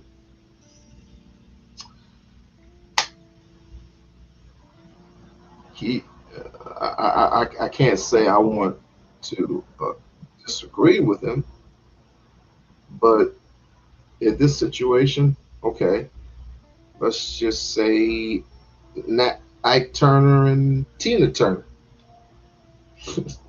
Let's just say Rick James and his wife. I mean, the list goes on and on and on. And I get where this is going, but where does it end? That's my point. Where does all this end? Because we're not going to see eye to eye with one another. We're just simply not. We're not going to see eye to eye. We're not going to agree. We'll just agree to disagree all day. What can we agree upon? That's my argument. What are some of the things can we agree upon? Let me finish, please. And so now when we have leadership, we can literally give you examples of people it's what they doing, but saying it's not an attribute. You know what an attribute is? Yes, ma'am. Okay, hold on. So hold on. KT, do you know I asked the question and she answered it. So now it's your turn to answer the question. I don't know what you missed. Repeat the question then, please. Maybe I didn't hear it. This is insane to me. I ain't gonna lie to you. He said, reading the definition. Who put the definition on the screen? Who was that? The wrong class. Sure. Can you please put the correct definition again? So again, KT to go. By the definition of the word, using strength and vigor, what are you doing that is using strength and vigor? And that's the definition of the word power. To do an act with strength and vigor. What acts are you doing in a relationship that contains power? You know what I'm saying? We've all said we don't think what you're talking about is. Shout out to the panel, peace to the panel. KT and any other male that is on this panel, especially the married men. You don't have to answer, but I'm going to explain the difference between power and leading by example. If you married, if you believe that your wife should do what you say just by saying it, if you believe that, you don't have to answer it, then you're leading by power. So of course you're going to have this reaction. And I had to learn the hard way. But if you're leading by example, not by power, not by do as I say, not as I do, if you believe your wife should do what she should do what she is told by you without no question, you're leading by power. If you're leading by example, you're just leading by example and your family will follow. Let's use the Barack example. Let's use that. Before he was president or senator, he was married to Michelle Obama. I guarantee you probably he was leading his family. He wasn't leading with power. Yes, two can exist in the same room, but when he was married, I guarantee you he was leading his family. But when he became senator, let's go up. When he became president, of course he had power. When you have power, you don't have to really do nothing. You just say, because he's the power. He's the top guy. If you're leading, you're leading by example. You're doing it first, and then the people will follow you. You can apply that to life. You can apply that to the army. Drill sergeants, platoon sergeants, they're in the field with you. They're leading first, and the troops will follow. The colonels or the the generals, they're giving orders. Yes, they put their work in first, but they're giving orders, and you're gonna do it. That's the difference. So let's cut the nuances and stop playing games. We know the difference. If you expect your wife to do what you say, then you're leading your relationship by power. Own it. But if you're leading by example and you're not telling her what to do, you're actually leading and she's following, like he gave you the perfect example. He exercises, now his wife exercises. It's leading. He's not on the couch saying you better go exercise, you're getting fat. That's power. I land my plane. So what I heard is you saying there's a journey to evolve into power. Once the man has the journey and he gets the power, he got the power, rightfully so. And I'm good with that as a woman. Yeah, again, I don't know how long you listen. I'm just pointing out. He said that when you have leadership, you don't have power. And I get that you are saying that you can abuse your authority, which is like I said, been saying, it's just the wrong word. You can abuse your authority. You can abuse your power. Okay, hold on, please. The problem is this. Y'all keep saying I'm using the wrong word after we broke down the word, and it's not the wrong word. So don't say I'm using the wrong word.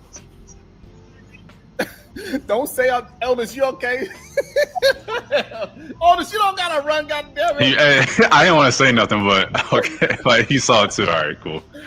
But so again, so don't say I'm using the wrong word when you cannot give a different word. I just did it. Abuse of authority, abuse of power. Abuse is what you're talking about, just frankly. I don't know why you keep doing that. I'm literally talking, you just start talking. That's crazy to me. Because he's not. Because when I start talking, you just gonna start talking also. But I mean, fuck it. That's what I'm saying. It's not like I can say much anyway. Right. I don't do that. So again, if I'm using the wrong word to you, even though we went by the literal definition and in the definition of how I'm bringing it within a goddamn conversation about dynamics in a relationship, please explain to me, how am I using the wrong word? Yeah, you read the definition again. Why? All right, Casey. If you're not able to follow along with the conversation. No, man, because you had two. You had the one you read, and then you read another one from World Class. I don't know if they were different. I know you said read a different definition. No, I did not. So you didn't read one at first with just us up here and nobody put it in the chat? What the fuck is going on? This is the one that he put. The ability to act or do,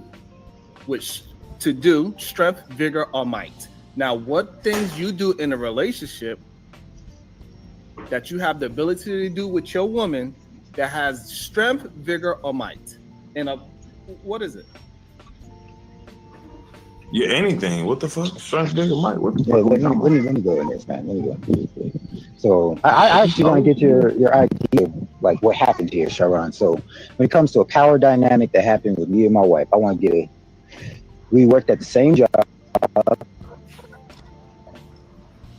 We were in a training where we were about to see something that if you were to see something and start getting asked about it, everyone starts getting involved. So she wasn't aware that if she sits there and watches this conflict, that HR is going to start coming around and asking people about this. I'm walking out and saying we need to leave.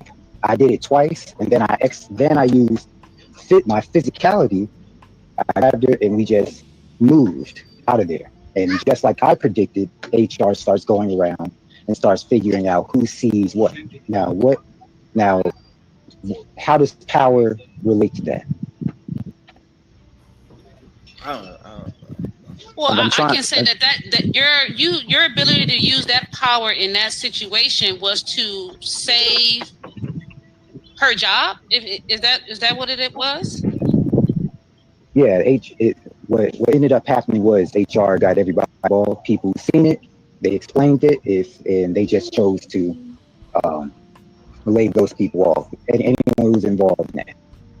Well, that's true. That's the true ability to use power in its right context, because you use physical power to save.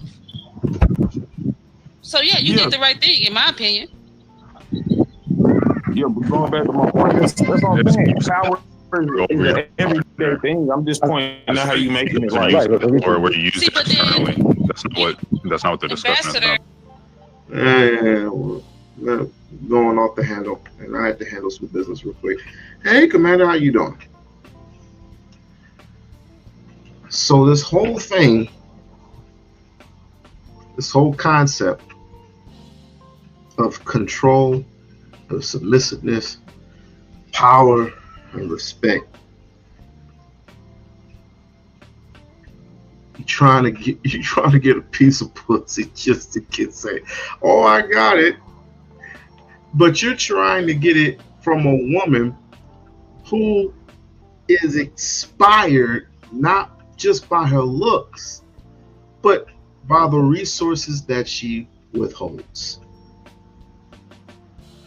You figure once you get that, since you don't get any respect at all, proclaiming that you don't get any respect, but let's just say that it happens.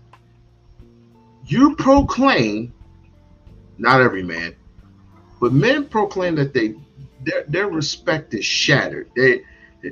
Women have all the power. I don't know how. White women have power through their men. I don't know where we get this concept of us having power to do what? And then white people had the nerve to complain, oh, we're losing. Black people, they go to colleges and they get this and they get that. They're privileged. But yet you have all the money, all the power, and all the resources. And the ones that were the original human beings on Earth are the last human beings, are about to be the last human beings on Earth economically. You're locked and boxed. And I have a question for white folks. If y'all losing, who's winning?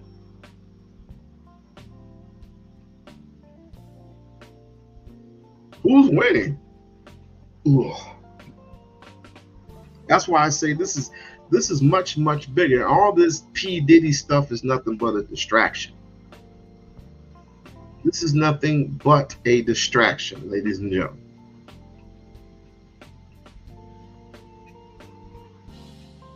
We need to treat our women with a little bit more dignity. That's my belief. You can take it in what you want. You can say it's simpish. You can say it's pandering. I don't know what none of that shit means, but you take it with a grain of salt or don't take it at all. I want to take this home though and go to my buddy, my pal, see what's been going on with her. Oh, really? Use sex. It's about how you handle it. I think sex is a wonderful thing. It's a great way to communicate with your partner, your wants and needs, and also for them to communicate with you their wants and needs. So, and most relationships are good with it. Now, it can go a wrong way if it's not used correctly, but we're going to get into that. Let me say hello to everybody that's in the building. Y'all, people be probably... Oh, look at that handsome fellow. straggling in because they probably thinking, Mahogany ain't going live. You can use sex for many things, my dear. But you can use it to submit the person that's in your garden, so to speak. You can absolutely use it, and because that's why it's good to be a virgin. It's good to be a virgin, and he's a virgin, and you being it your first time, vis-a-vis through marriage, but if you can't hold through marriage, then I understand. And once you feel that once you're inside of a woman, for the most part, if we're all adults here, once you're inside of this tender young thing right here, then the male usually feels,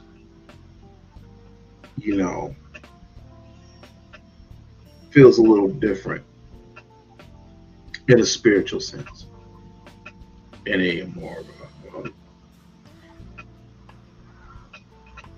I'll just say this: the aura, usually the information that you feed, the information that you feed off, that she feeds off of you, you get equal amount of information fed to you through sexual attention.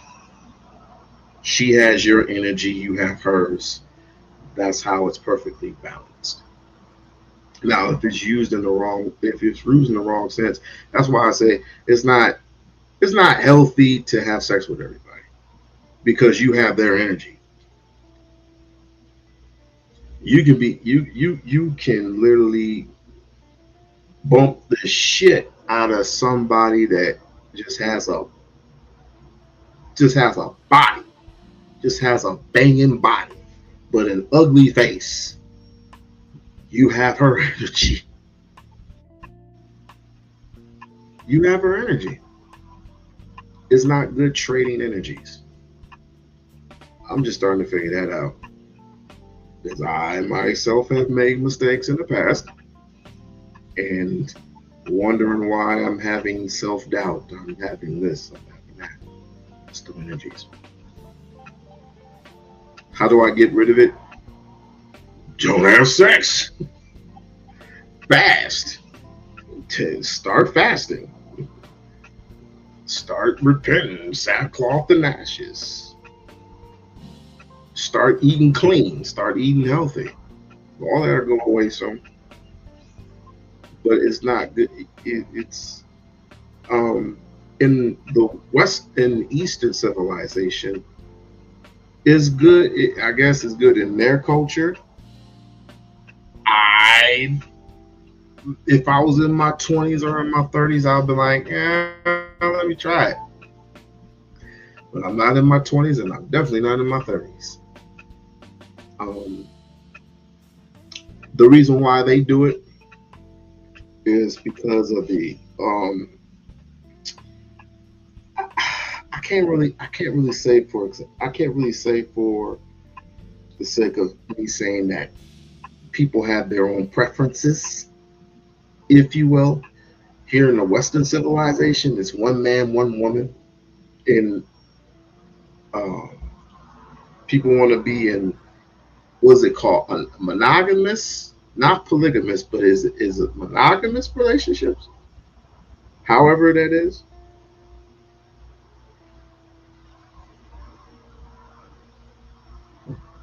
You just have to be careful. Be careful. Try to make a good decision. Try to make the right decision. Overall, because number one, you're going to be with this woman for the rest of your life. So my suggestion is, if you're picking a person, or if a person picks you, make sure he or she is that right choice for you. And let's move forward. But if y'all been with me long enough, y'all ought to know that this is nothing. Like, it's gonna be ships, maybe a long time or a long time ago, and you know, we've lost touch with what's going on now. You've got to keep yourself fresh. You've got to keep yourself kind of with the times. You know what I'm saying? I'll never forget when I first met my husband, honey. He was wearing bell bottoms. I'm like, okay, that went out in the 70s. So. I see a little lag there. But seriously, it sounds like an exaggeration, but it's really not. Like, you've got to. How often do we see shows and we see sidebar? I mess with mahogany a lot. And she's a gorgeous gal, and I mean, best of luck to her. Hopefully she'll find love in the wrong places. she'll find love again. We've had many conversations in the past. Hey, she's good. She's golden, man. I don't have to worry about her. She's a survivor. I just get overzealous sometimes. I just like, well, what's wrong? What's wrong now? Let me get my keys. Let me come. No. Everything's okay. And she's a good gal, and she's gonna find love again. I've told many people in the past this. I've told many people in the past, maybe a handful of people, and they must have listened to me, because I often said, you're going to find somebody pretty soon. They're like, no, I'm not. I'm just so alone. People don't want to be with me. You know, just because I have 3 kids, I don't want to like that. I was like, what the hell difference does that make? One man's trash is another man's treasure. Lo and behold, I'm not going to take too much credit, but she owes me a thank you. Tyranny got married. Good for Tyranny. We need more Tyranny. And a friend of mine that I'm not going to mention any names, but because due to who she follows. We'll just keep it under wraps. But that person owes me a thank you. We've had plenty of talks over the phone, and I said you'll find somebody that will definitely you'll hit it off with somebody. Somebody will take you. Trust me, they will. I don't make kid you got. Somebody's gonna want you. Suits me right. They both got boy. She's got a boyfriend. Tyranny, she's married, and pretty soon Mahogany's gonna have somebody, dude. I mean, she need to give a little bit more time, but she's a grown ass woman. So what do I have? If she would have taken my advice, I would have been like, you better be by yourself a little bit. Take your time. Time is but the effort. You ain't nothing but 45 years old. Let your growth shine. You ain't got nothing else better to do, woman. The mom or the wife, she's got kind of like the mommy genes, you know, hiding the tummy and all that. You got to stay up to date if you're going to be out in the dating market. You got to stay up to date, okay? So, you know, sexual attraction, sexual appeal is an art. I think I am pretty good at it myself. And this is what you think. This is the last thing at all. First thing, I had insight. Most of these Negroes don't have it. It's an aura that you bring to the room. Hey, Nicole. Hey, Number One Grinder. Hey, everybody. Y'all give me a second. Hey, booze. And we're going to have some fun in a second, but I'm just breaking this down. But it's an art form, but it starts from the inside, and it's something that you can't even see. That's why sometimes when we have these topics, and men, I'm talking, a lot of men don't understand what I'm trying to say. I don't care how a man looks. I don't care how much money he has. If he does not have me here, like here, he don't have me.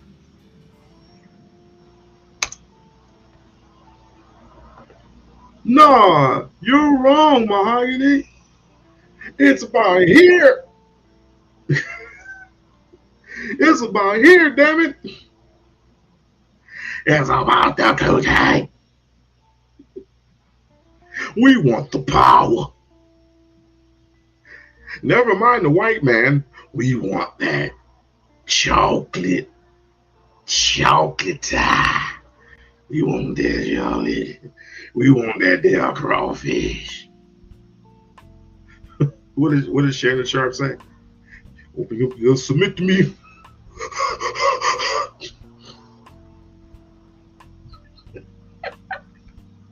Oh God! You knew what type of nigga. Don't you run away from me. You knew what type of nigga I was. What the fuck? I don't put you on the coons list, but I'm gonna hang on to you, pause, for a little while. And if I get tired, I'm gonna throw you to the wolves. Talking about Shannon Sharp. But she is correct. She is correct. I just thought I'd make that boy Shannon, he just love white women, don't he? I am, and everybody's different. I am extremely attracted to intelligence because I feel like I'm intelligent, and I want somebody to be able to hold a conversation. And I'm extremely attracted to humor. If you can make me laugh, you got me. You got me, honey. So, but every woman's different. You know, another woman might want a powerful type of man, or for me, none of that's important. So, I have to admit, back then, it was harder for me. It was hard for me to make certain people laugh, you know, but I've caught their interests one way or the other, and wasn't quite enough, but yet I have attracted the most ugliest, the most silliest, the most dangerous women back then. And finally, I struck gold. So, and that gold is not tarnished yet. Yet. But I am grateful. I am humbly grateful that being with my significant other for 22, 23 years, it's a strain on your mind. But needless to say, and I had the figures all wrong. I said 27, 26 years. And that's what we're arguing about. We lost count. So we had to ask a doggone robot, AI, like, what's 2003 till now? It's like, it's been over 22 years. 22 years and a half. I was like, dang, so it's been 22 years. 22 years, off and on, being together, not being together, but being married for 16 years. It's like zombie land. But if you love and you respect and you attract the right one, it can be whatever you want it to be. You just got to work on it. And you got to take whatever it is in that relationship. You got to, if it comes with some sunshine, it's going to come with some rain sometimes. That's just how it is. How is it that you want rain, but you don't want the thunder and the lightning? That don't make no sense. That's not how the contraction components work, or whatever they call it. I'm not a nuclear physicist, so bear with me. We're a weatherman. I mean, you want sunshine, but you don't want the mud. Like, you got to come out that mud sometimes, and you'll end up on green grass. And if you like Jason's lyric, I always go to that scene of Jason's lyric where lyric they just make love for the first time. And that's what you see. You go from the hood to a private place in your mind. It's like how much they really loved each other. I wish that was a fairy tale here, but there's just too much chaos. First thing is with sex is sexual attraction and sexual appeal. Make yourself appealing. And in order to make yourself appealing, you have to start on the inside first, okay? So work on your confidence, health as well, right? Health. You feel better, you look better, it shines, people see that.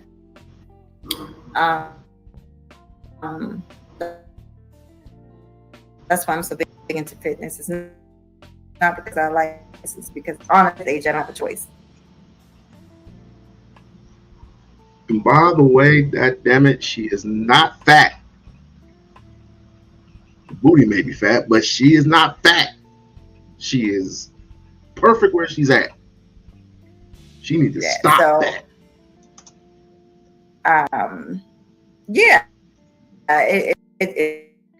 It starts inside, and then it works. It's outside. Big J Triple X. She had Gabe A. She has Sister George. She had a conversation with me. So it all starts with the inside, the sexual attraction, the appeal of a person. Like I said, you can have all the money in the world. You can be as sexy as you want to be. But if you haven't nasty disposition, a bad demeanor, it's not going to work out for you too well. You might get women and men, but will you be able to keep them is a different story. The two different stories, honey. All of my relationships have been long-term relationships because I'm the type of person I like to keep it real. I'm not going to play games. I'm not going to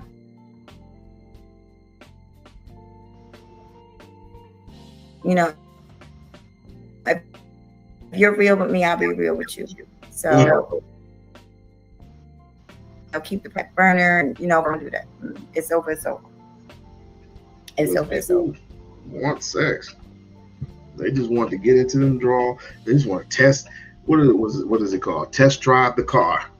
Take it off the parking lot and just test drive the car. It loses value right then because you want to test drive the car. If you want the car, you'll get it. Right. Stop playing games. You'll F around, pick that car, and we're supposed to do maintenance on it before they leave. So it's not like they could that's the only difference between, and I don't like comparisons because before you take it off the lot, they check to see if it needs maintenance or whatever. So you get maintenance right then and there once you sign that lease. And once you sign that lease, you get the car keys, they give you water or whatever, and then you just sit there. And if anything goes wrong, they have to fix it right then and there before you leave the lot. With the relationship part of it, communication is key. What do you want? What do you want out of life? What do you want? What do you see my potential? What is my value to you? All that other crap. What is the value? What is my value? And dumb nigga go, what is my value? I'm the man. I'm the prize. Bye. See, go prize your ass somewhere over there somewhere. To me, the only prize is God. And if you, in my opinion, you don't have to go by anybody else's opinion. In my humble opinion, God should be picking for you. The Holy Spirit, if you believe in such thing, should be picking for you. Just the inner God in you, the inner God in yourself, you will know humbly who will be the right one for you. If it takes one day, if it takes 1 year, if it takes 10 days, if it takes 10 years, you'll know. People just be picking and choosing just because. And knowing why that most relationships end in most marriages end in divorce, or most relationships end in disaster. And you wonder why we have these stupid ass talks every day. So, now it's different if you want to work something out. That does happen when you have the right to make that decision too. You can work it out. Hey, Leo, I'm being as long-winded as I want to be, Leo, but the fun is about to start. Y'all just hang out with me. I got to get this about that little smirk that I get. Let's see, Mahogany keeps the smirk, honey. It's that smirk that I get when I'm cursing the motherfucker out to let them know I'm unbothered, honey.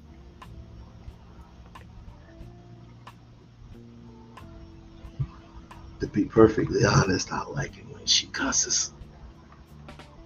Even though she doesn't look like a person that could cuss out anybody. It's all that. It's from head to toe. You know what? I take that back. I don't like it when she cusses. It's not ladylike. It's not ladylike at all. She needs a spanking. I don't like it when she cusses. Like, That's not you. That's not normal. When especially when she says motherfucker. When she says the MF word, motherfucker. She says it so feminine. I was like, act like a regular nigga and convince me. You can't convince me. I'm like, oh, really, really, really? Put you on the pow. Next thing you know, you be making me coffee. Like, I'm so sorry. You want some coffee? So it's, I've been trying to teach my son this because he's very shy. And I know that he is into girls. I've seen it. But he's very shy. And so these things are important, not just for women, but for men. I watch a lot of men's shows also about sex appeal. And it's about dressing, but it's what I tell y'all, it's about grooming, making sure you look the part, smell good, right? Perfumes, lotions, right? Dressing yourself, when I'm feeling really sexy, y'all, I dress myself from head to toe. Bra match, y'all can't tell, but my bra match my outfit right now. Okay, I get into it.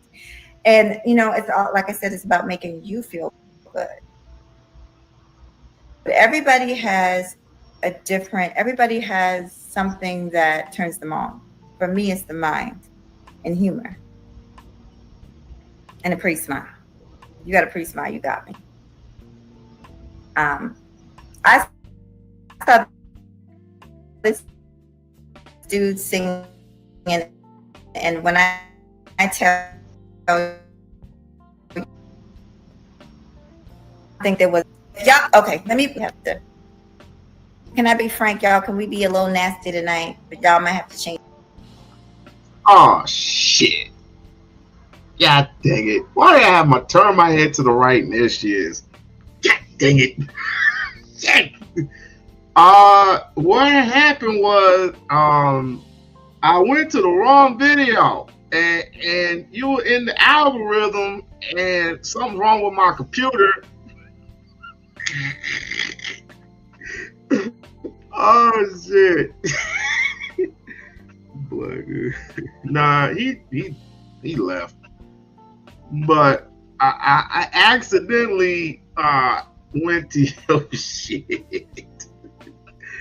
Oh my gosh.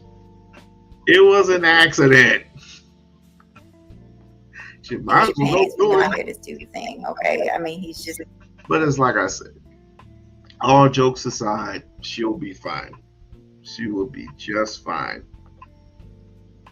I'm not worried about this girl. It's just like I said, excuse me. It's just like I said all along.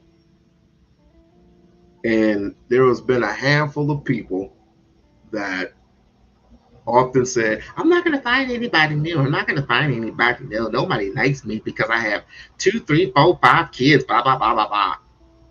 I'm like, if you don't shut up, you are going to be fine.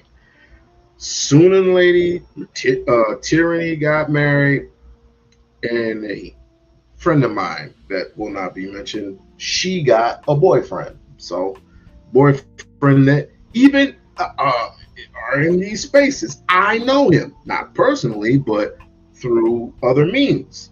I know him, and he knows me. And so I'm like, oh, okay. But I told you, you will find somebody. One man's trash is another man's treasure. It is what it is. If you have faith within yourself to find that person that will not just love you because your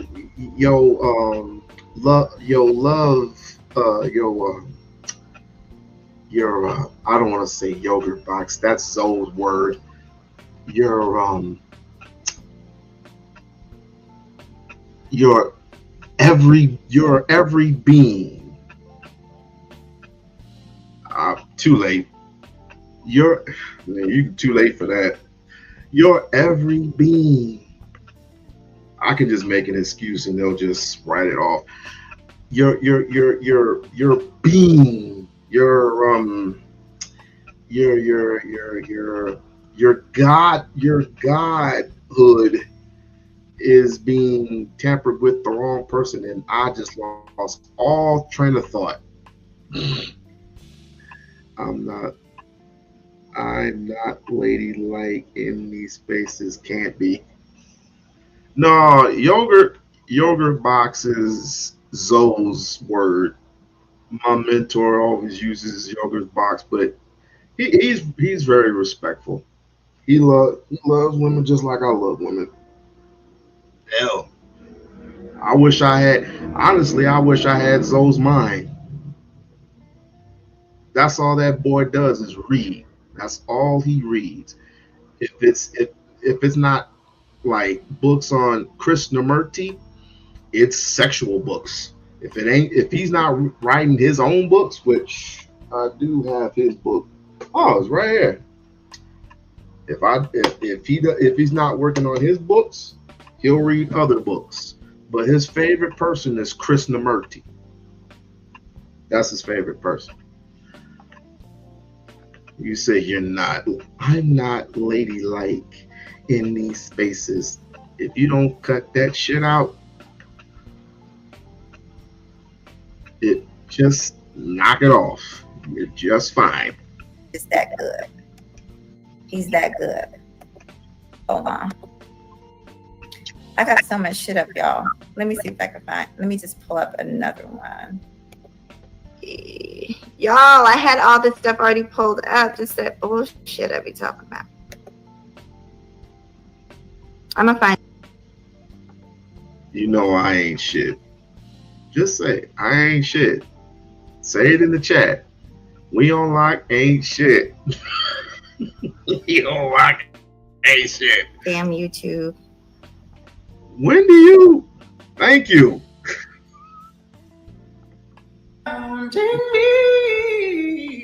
What the fuck? You got niggas singing? Y'all, that was pretty dope, right? I do have. Hold on.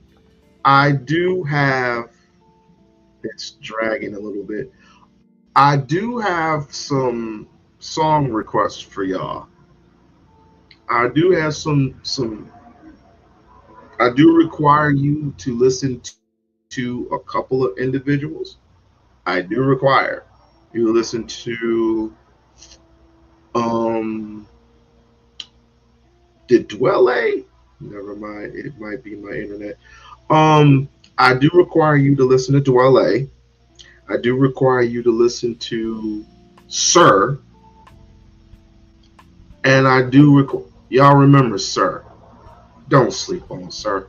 And I also require you to listen to Devin Morse. Those are my if you want love making music. If you want love making music, I would suggest Tyrese is retired, so just listen to some Tyrese. Some old Tyrese.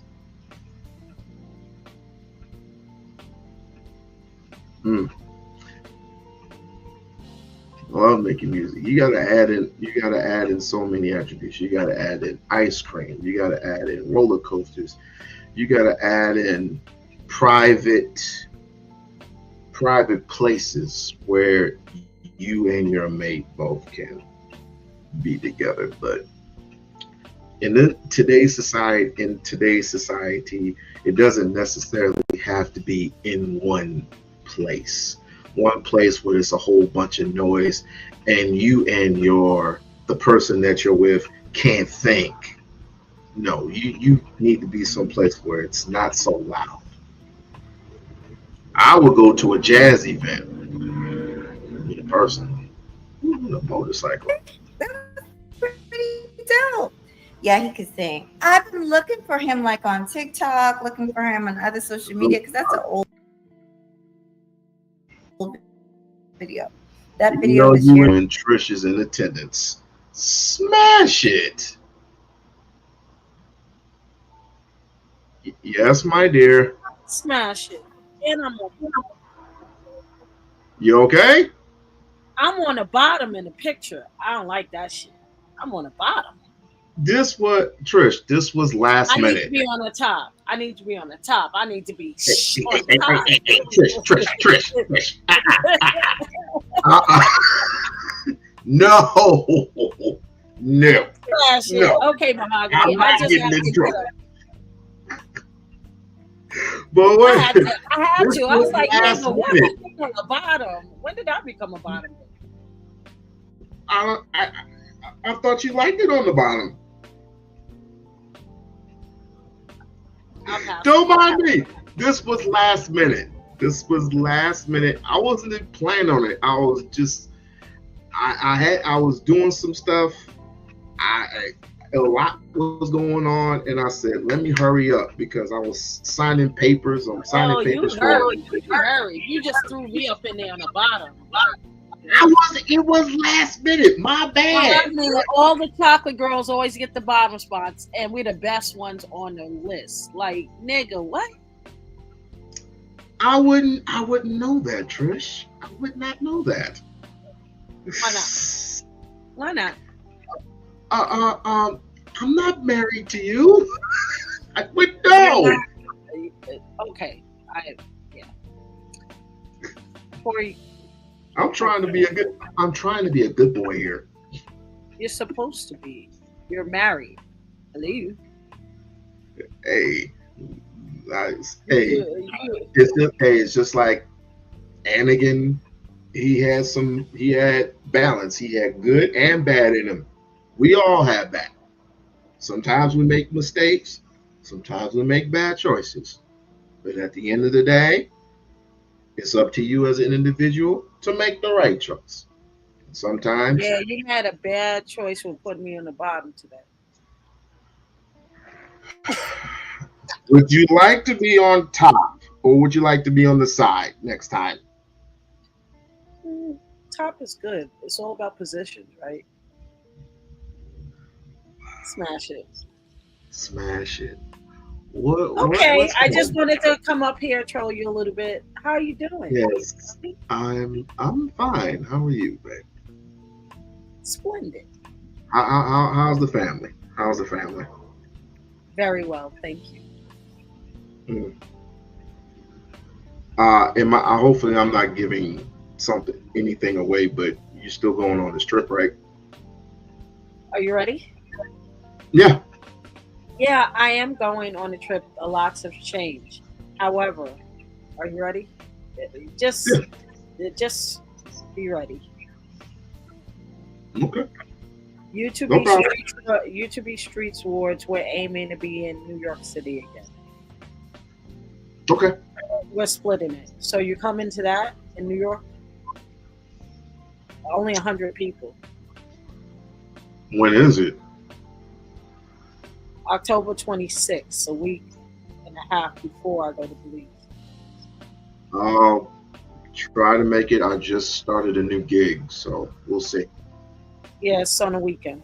So okay. Let me know, because it will be a ticket sale.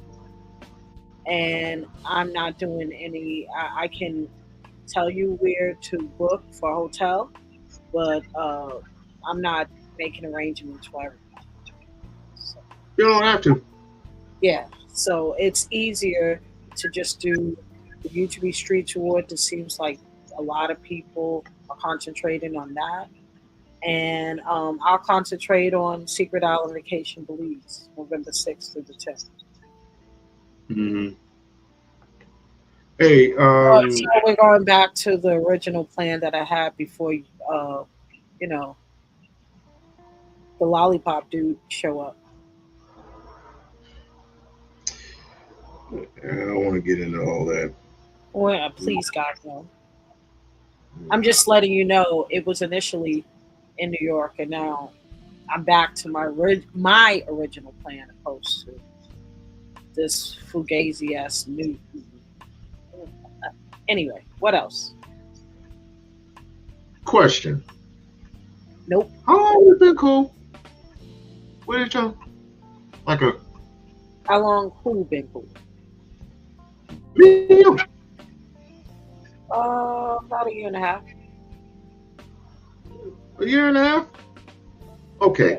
So would you trust me to do the right thing if I came by myself? If you came by yourself to New York City? Yeah. Yeah. Yeah, I've never been to New York, first and foremost. It's dope. It's dope, and it's my hometown, so it's easier. It's so much easier to gather up 100 people in New York City than out of the country, obviously. So, no, I wouldn't care if you come.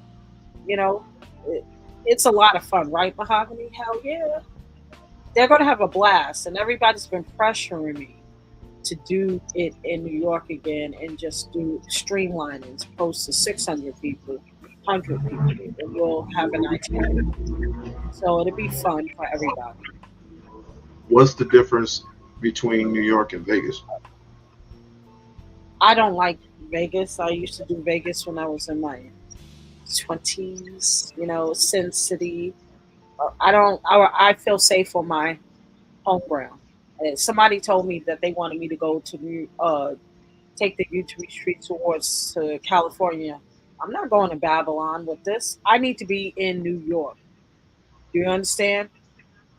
If I'm the host, I need to be in my home city. Trust. And I'll feel comfortable. It's all about me being comfortable and controlling the environment to make sure everyone is safe and I know who's coming, and you know what I'm saying? It'll be fun. It'll be so much fun. You know what I mean? So it will be a ticketed event.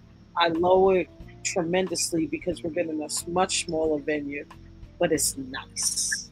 It's just posh. And you still have to wear tux. That's no issue. Yeah, I'm telling you, we're going this. And I will have my hair done. Twisted. Yes. You want to be a presenter for me? A presenter for you? Yeah, at the award show. For your spaces. I think about it. Come on. Not really a presenter like that. All you got to do is read off the cue card. Like, goddamn, it's 4 sentences. I get all.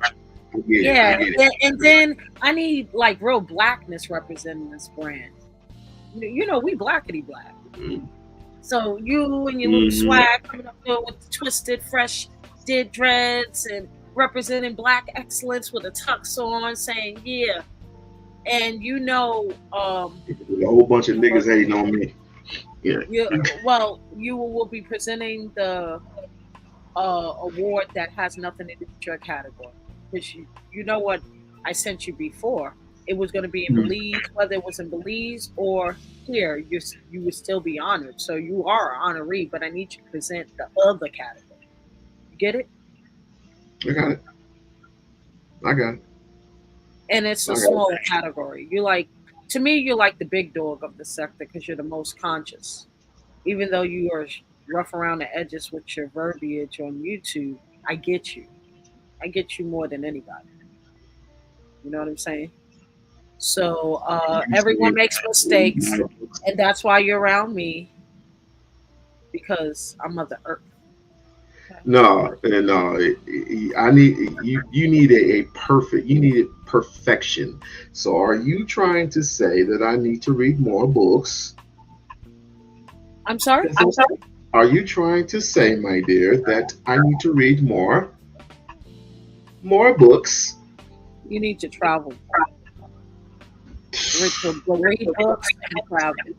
Read books and travel. Be like more. And Dr. Umar Johnson is not like Jesus by far, because I don't believe in Jesus. But you know what, Yahshua. I would say be more like Umar, because he does travel. And when he comes back to America, he seems to act more donkey-ish.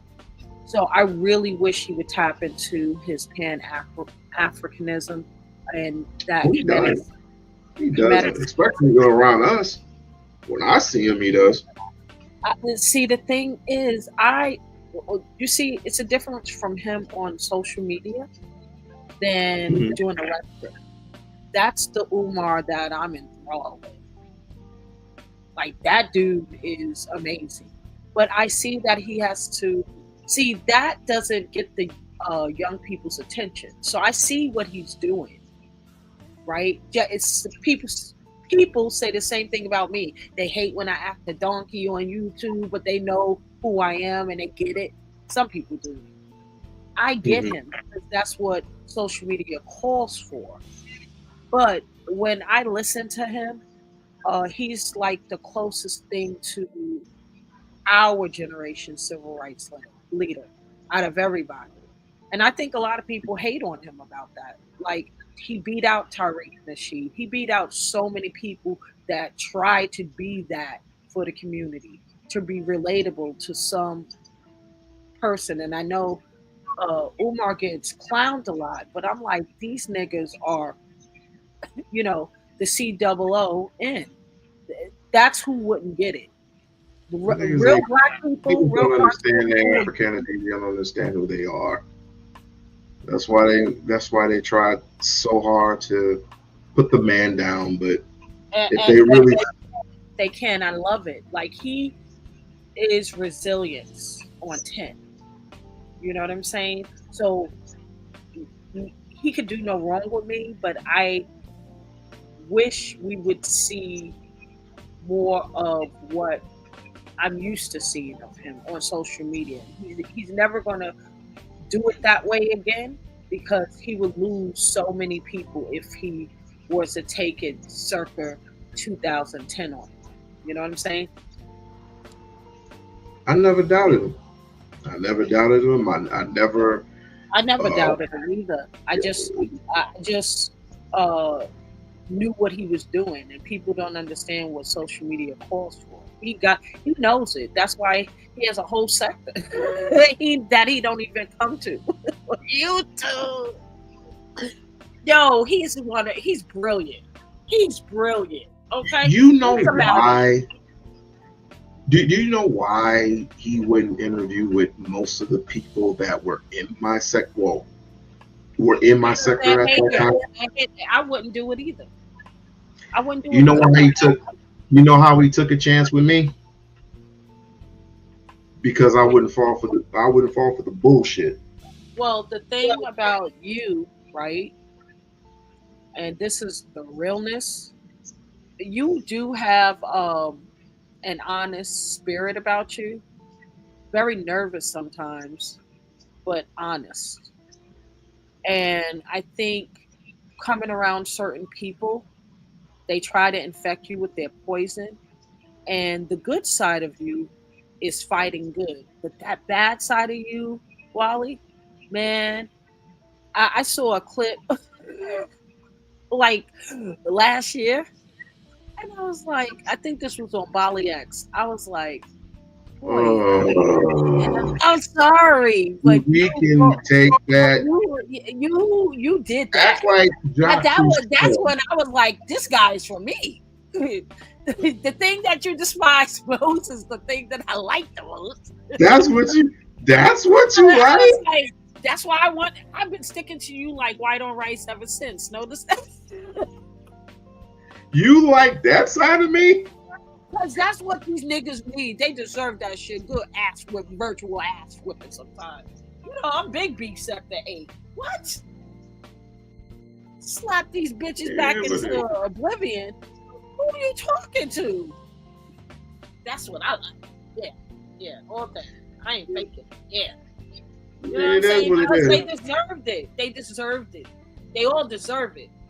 Sometimes they don't deserve the energy, but that time, I overstood. I can't believe that it's still stuck in people's minds. But how about he was like, I apologize. I was like, well, what? Yeah, but it got worse after that. So, but I just don't feel that. That was great. That was great. I should. Yeah. You would never have a firearm online. You would never do that. Correct. I did it and it was offline.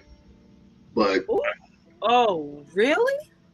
Due to certain people, with their influences and technology, it ended up spreading throughout the YouTubeverse.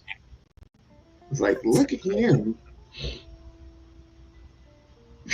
So it's like, hey, I mean, I could do worse things, but especially to the person that did it to me. But again, I'm not that way. I'm totally not that way. And that is what's real to me, because you had enough, you got fed up, and you let them have it. No one wants to be pushed to, you didn't lose yourself. You didn't lose yourself. It's like a daddy spanking a child. Like, that's what it looked like. I was like, shit. Sorry. I enjoyed it. That's fine. That's fine. And you know what? I come on your show, and you do a tremendous job. A tremendous job to entertain some of the craziest people I've ever seen in my life. You know why? Why? And I see you in the chat. So it's all about collecting bodies, right? Collecting bodies. Come to me, come to me, come to me. 1 by 1 by 1 by 1, and 2 by 2 by 2 by 2, and 10 by 10, and 10 by 10, and 10. So one time I got upset. Now I was about to come up there and lose my mind, but no, I'm glad you didn't, because it was so unnecessary. It was so unnecessary, right? I know. Hey, I know. But I here's know, the because y'all ladies say the same thing. I entertain the most outlandish topics, sometimes people, but everybody needs love, right? Yeah. Okay. So that's what I do, even if it's a little bit. I don't give all my energy. I protect my energy, but that's what I do. I don't care who it is. And they usually come back to me just because of it. No matter what they see on these streets, they know and felt that I connected with them on some level. Some people I connect a little bit deeper. You know what I'm saying? But I go by energy. And I am attracted to trauma. I feel like I can heal everybody. I can fix everybody. Not in that way, but that's I usually try. And that's where I like to deal with small groups of people, one-on-ones, more than, big crowds. Because I'm just crazy. I'm a donkey that way. Fuck out of here. That's this is off topic. You're crazy. This is off topic, but I will tell you that each time a woman gives birth and she breastfeeds the child, that's a resource to the child. Every time she breastfeeds, yes. That's the resource. That's the food. That's natural food versus. You know what's crazy? Powdered. Why are we talking about breastfeeding? Is this a subliminal type shit? I went to go see Sinners. I saw Sinners twice, and I literally cried like a bitch when I seen Annie when she got infected, and Smoke had to do what she had to do. I didn't see it yet. Oh, you didn't see it yet? No, sir. Oh, damn! I'm supposed to see it this weekend, on Saturday night when I'm boring like that. I have to schedule my movie nights and shit because I work so much. Okay. Well, I won't say anymore, but let's just say I just cried like a little bitch at the end. And that's cool, because if you cry, right? Mm-hmm. You already know. Because that's crazy. I'm very sensitive. I'm an empath. So messaging. It is energy. It is energy. Maybe I should protect myself now that you warned me. Because if you cry, but the reason why I said it is because people. The reason why I came up with this topic tonight is because someone said that submissiveness is power equaling respect, and I'm like, where did all this come from? It is true. It's so true. It's so true. For having a black woman, listen to me, to have a black woman respect a man to the point, right, to submit herself, lower her frequency, lower her impulses, and leveling up her frequency. That's what it is.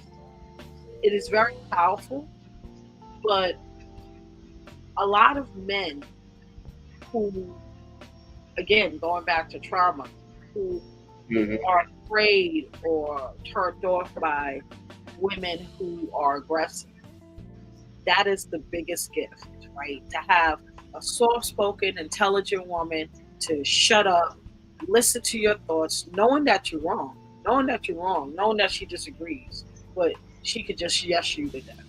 And when it's time, this is what makes it real powerful. When it's time, she speaks up. It's when she speaks up in those moments, she's heard more than speaking up all the time. Get it? Yep. I don't mean to be shady. And I encourage everybody to get this book, read it. It's Scarred Woman by Queen Afua. Good book. You can learn some things about a woman naturally. Yeah, you can't learn anything about a woman unless you're a real woman. Knock it off. Read all the books you want. Sound like those transmissions now. But we want to what? Yeah. The black movement is a whole science. It's a whole science. You can't just read a book and understand a black woman.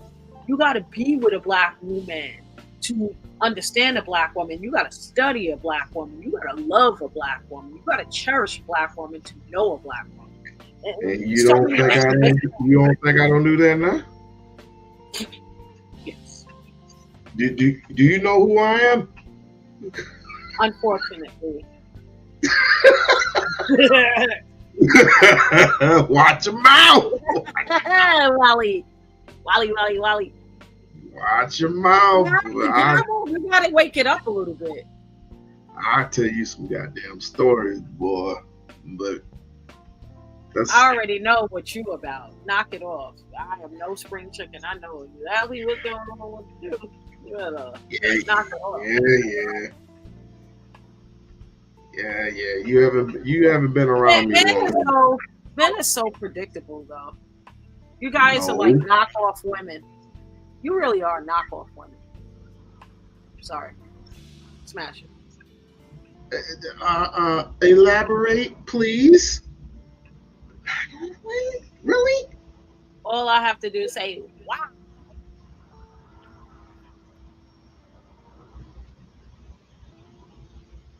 Just wow. Wow. Hello. Smash it. Don't you know what why means, right? Don't you have some cooking to do or something? Just look at the time. Ooh. Yeah, Nice don't you have a woman to submit to, a man to submit to? No. I'm sorry. Night. Night.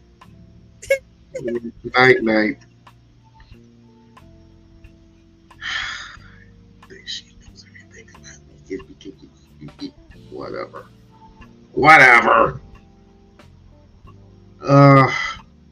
Where were we, Mahogany? You're still in here. But that video went viral, obviously. And then there's other people singing over it. But that particular one is the original. That dude, And that's another thing. I love a man with a good voice. So my point is, everybody has. Let's have some fun with it. Then we got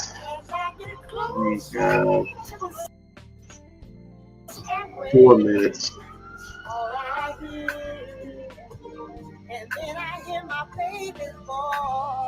Oh no, she didn't. Great. I gotta pause this because she's playing music in the back. So I'm pausing it. And what is this lady doing? Oh, Jesus.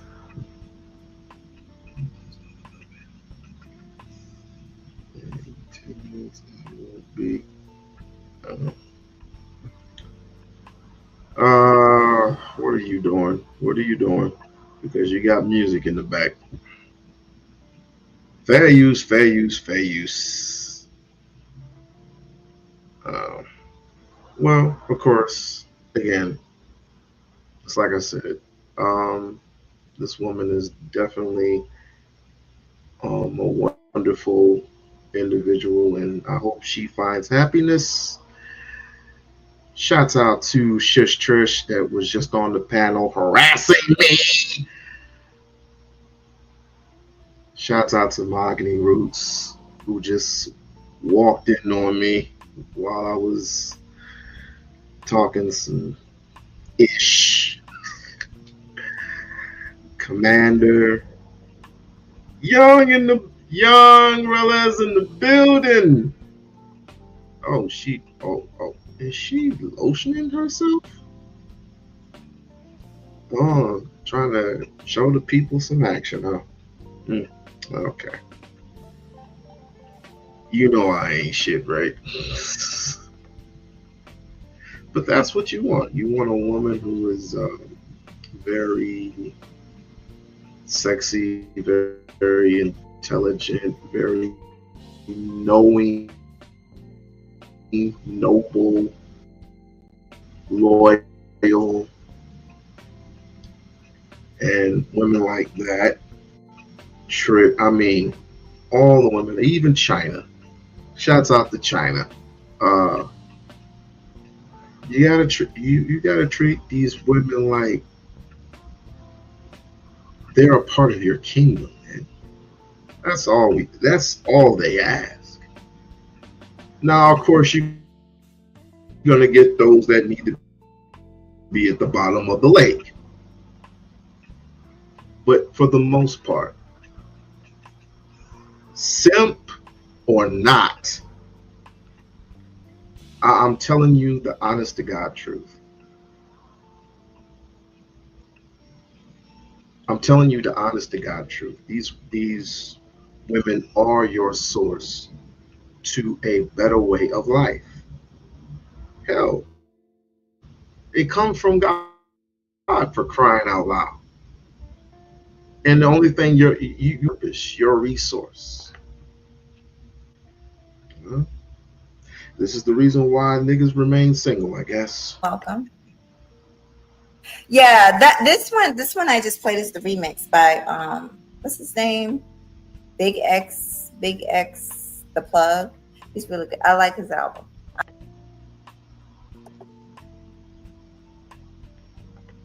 Somebody who's 45 years of age ages gracefully like that, why would you not take advantage?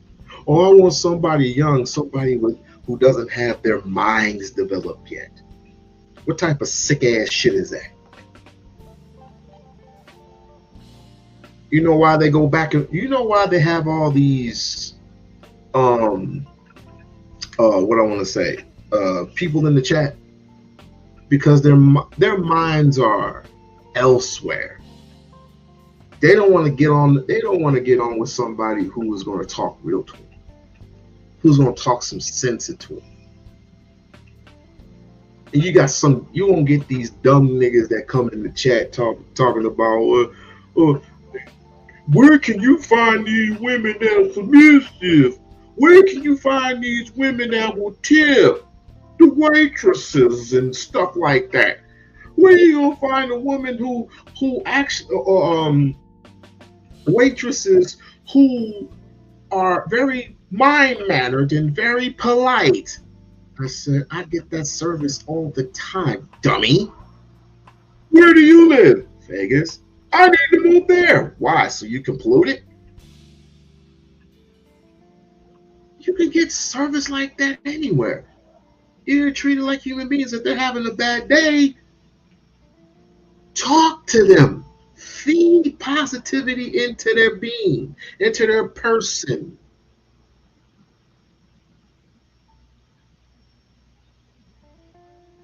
And someday you're going to get a woman like this.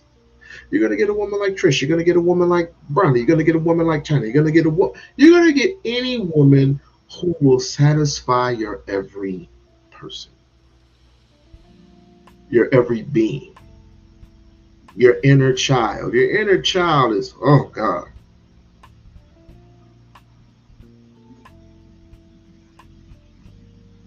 Sidebar. Oh, goodness.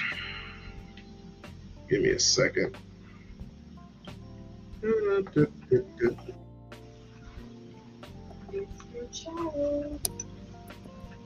I think we got time for at least 1 or 2 more videos. So I'm gonna share this next one. Hold on. I had all these videos up, y'all, and I lost them. Had all of them up already. Give me 1 second. Go to bed.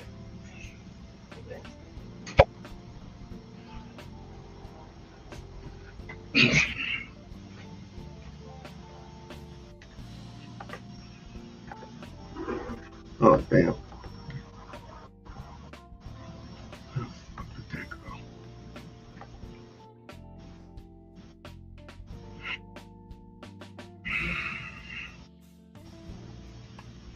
Sorry, I had to put my child to bed. There you go. She is, how many subscribers you got? I said, almost 2,000. She said, people like you? Good Lord. Holy smart mouth.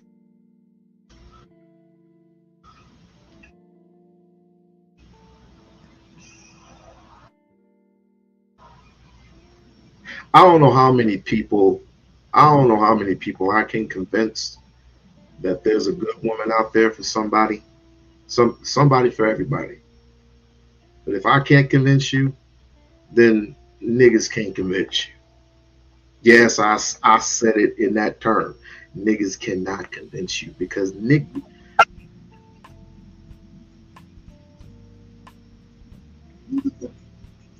oh, okay. Niggas is, it's not going to, they're not going to tell you anything. They're just going to feed you with a whole bunch of poison, in my opinion. But I can't talk to anybody. I can't service everyone because not everybody is going to acquiesce to what I say. They just got to learn on their own. They got to get stung. They got to get stung by a bee. They got to be bitten by a snake. And how many times you got to constantly get bit? I saw something from Anton today that a woman got so tired of his contradictions, because he is very contradicting, that she just said bye-bye. She just escorted herself off the panel. And he was just constantly just talking. If I was any type of woman with any type of common sense, I would have walked out too. I would have gone on the panel. I would have just hit the X button, leave studio, and just went on with my life. Because all this nigga does is just talk. All niggas, most of they do is talk. You got people in relationships that complain. We're living in weird times, dangerous times, and I just want Mahogany to have the best. I just want Mahogany to have the best. I want Mahogany to have someone pure, someone, well, not pure, but decent enough. There we go. Decent enough.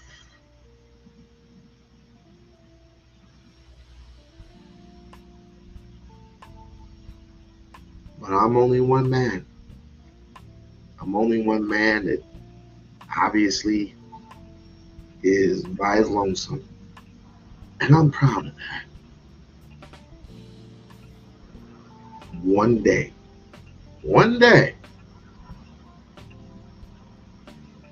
I will be one of the many voices.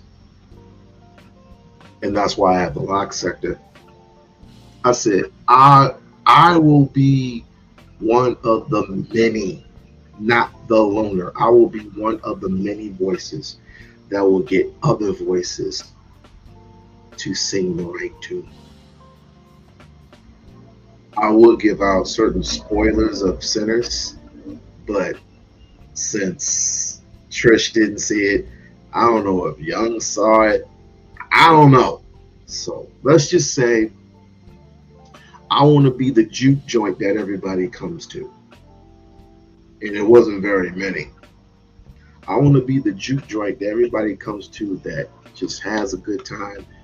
And if it's for an hour, 2 hours, whatever. And it be what? Peaceful. You got women on these, you got women going to different panels, and I'm not going to mention no names. You got many women going up on different panels, and they get what? Crucified. Not all. Because I will give Sharon this. Sharon has a decent hold on, he has a decent hold on his panel. You know what I'm saying? But I can't say for anybody else. I can't say for anybody else. Well, I can say for D. Durrell, but I haven't heard from D. Durrell much. I haven't heard from my big brother much. Auntie, my cousin, people trust Auntie. I do too. But that's only a handful of us. We can't usurp the angry mans of the world because he learns his stuff from the manosphere. He learns his stuff from Kevin Samuels. Like it or not, know it or not, I said it. You can't usurp those people. You can't usurp the Antons of the world. I wouldn't want to usurp that coon anyway. But people are trying to figure each other out through sexual attention, and that's not the norm. That's not the case. And now all of a sudden you want to get married. Now all of a sudden you want to hand in marriage. You want to marry her simply because it's legal. And even when you do marry her, the pussy is not necessarily yours. She has to freely want to give it to you because she knows your intentions. Now, if she marries you and she doesn't know your intentions, then you're in trouble. You're absolutely in trouble, and you get what you deserve. But you're not going to marry a man simply because you know his what? Intentions.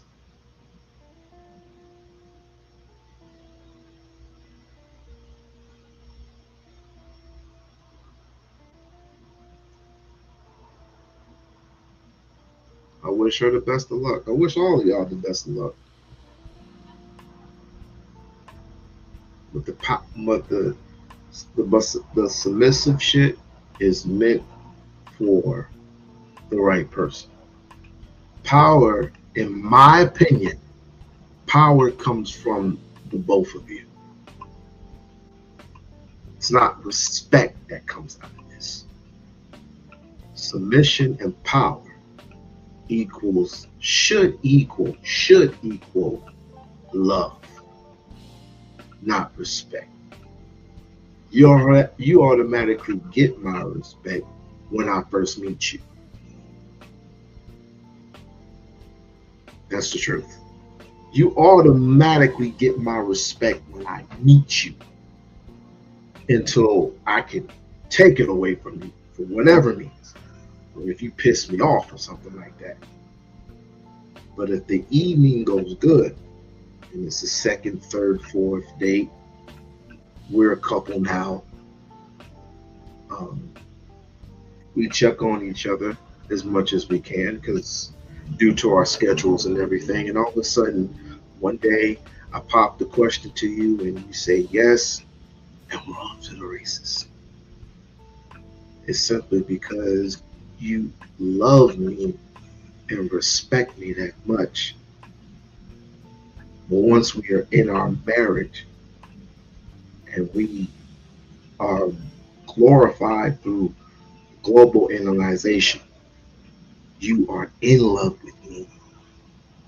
And that is something that is a lost art. It's a lost art. Some of us need to escape the internet and go on cruises. Just go on a cruise, go on a walk. Feed the damn ducks. Oops. Sorry about that. Feed the damn ducks. Something. Just feed the ducks. Sorry about that. Got carried away. Just feed the damn ducks. If you're living in LA, take the two of you and drive all the way to New York or something. Just take a road trip. Just the two of you. Now, if you have kids, that's going to be an issue. But if you don't have kids, that's a good thing. You have to know one another, be knowledgeable, know her personality. She's going to have knowledge. He's going to have knowledge. Why don't you pour into one another? Too much like right, huh? You just want to get right down to it. Man, she talks too much. I mean, you just looking at her lotioning up her legs like mahogany, lotioning up her legs, and she was just prepping up, and you was just into it. Your mind was down here. Nothing up here. That's your problem. That's your fucking problem.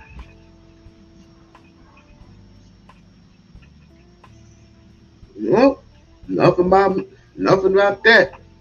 You know where I stand. So I click. Who's this? This is We-On-Loc Nation. Who's there? Oh, bro, it's the word. What going on? The word? What's happening with Man, you?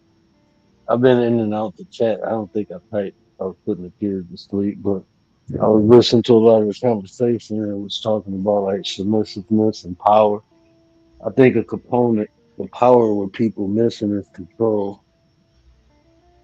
Like power. Like you do martial arts. You know, true power is defined with the control that you can have. And when you think of relationship, the power is self-control, not really controlling the other person. Both people have self-control. They have an understanding of what the dynamics between one another is. I think that's true power. Correct. If you don't have self-control, you lose your, not only do you lose your power, you lose submissiveness. When you're dragging somebody down with you, they're submitting to your will. That's why they put your hand. If someone puts their hands on me, and I have them submitted by dragging their arm downward, you're submitting to me. You're submitting to my will. And if I want to tear it off, or if I just want you to leave me alone, I gotta put you in a place of submission. You gotta put a woman into a place of submissiveness and guidance, shit like that, and all that don't have to be possessed by no power. Power comes with respect. Power comes with responsibility. And you know what? Like, I understand, like, you know, because it's biblical and all, but I never ever really thought about, you know, asking my wife to submit to me. But, you know, being on the internet, being a content creator, hearing the conversations, I asked her one day, I said, "Are you submissive to me?" She said, "Yeah." I never asked her that up until like a couple months ago. And I'm like, okay, you know, never even really wanted it. I just know we understand the dynamic. You know, we had a conversation even before we got married. She understand I'm the head and she the neck, you know, and that's how we operate. We function off one beat, one drum. You know, that's what works between me and her.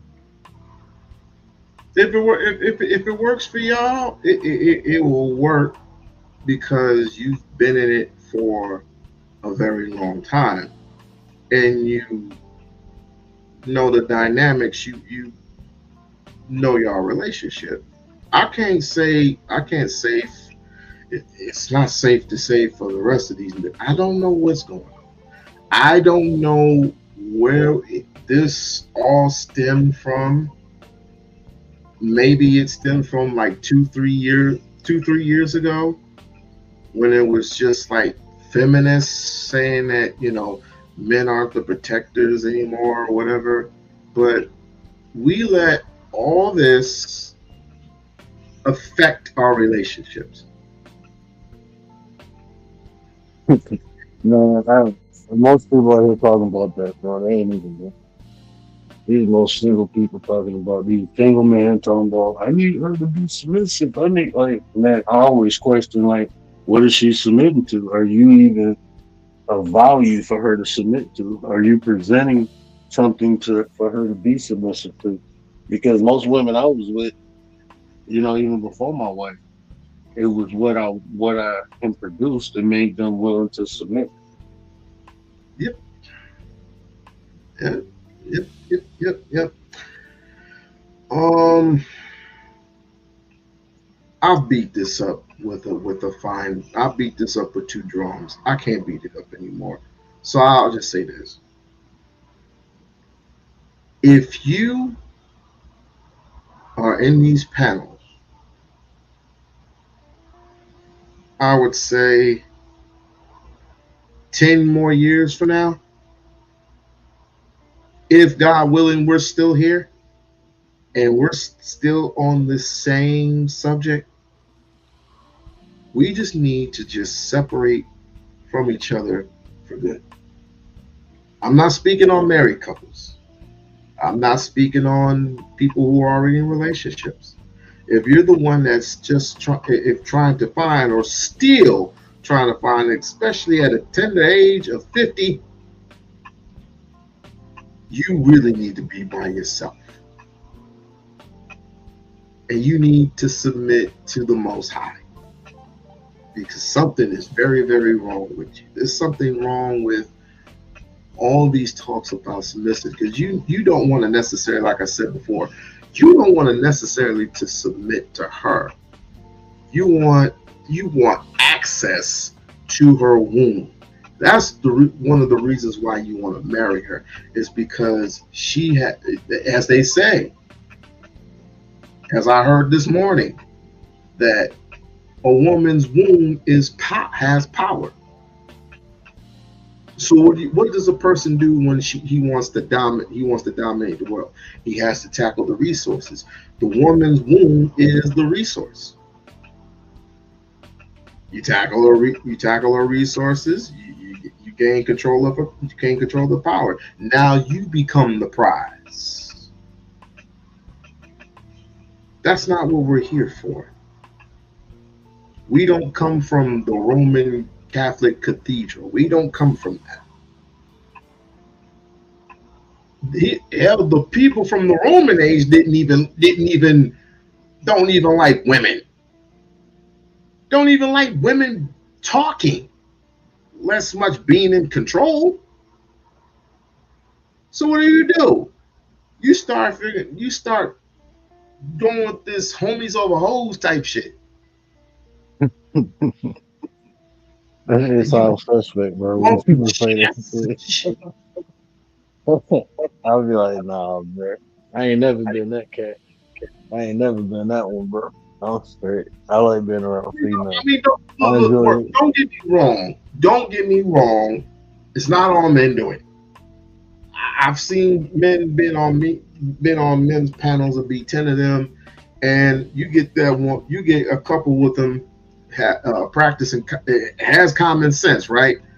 And because they'll say, you know, women this and women that, and it's like, well, wait a minute, I have a woman and she never does anything like that. I mean, we good on the back end. It's just, I mean, if the panel is about getting men to get married, then it should be a conversation between both sexes. And if you can't have a conversation between both sexes, if you can't agree to something, because you're always going to agree to disagree. But if you can't agree on something, if you're always complaining about something, nothing is ever going to get done. A lot of this, I found some of these people through you watching your show, you know, like where you had on earlier. What is his name? Trish? Sharon, yeah.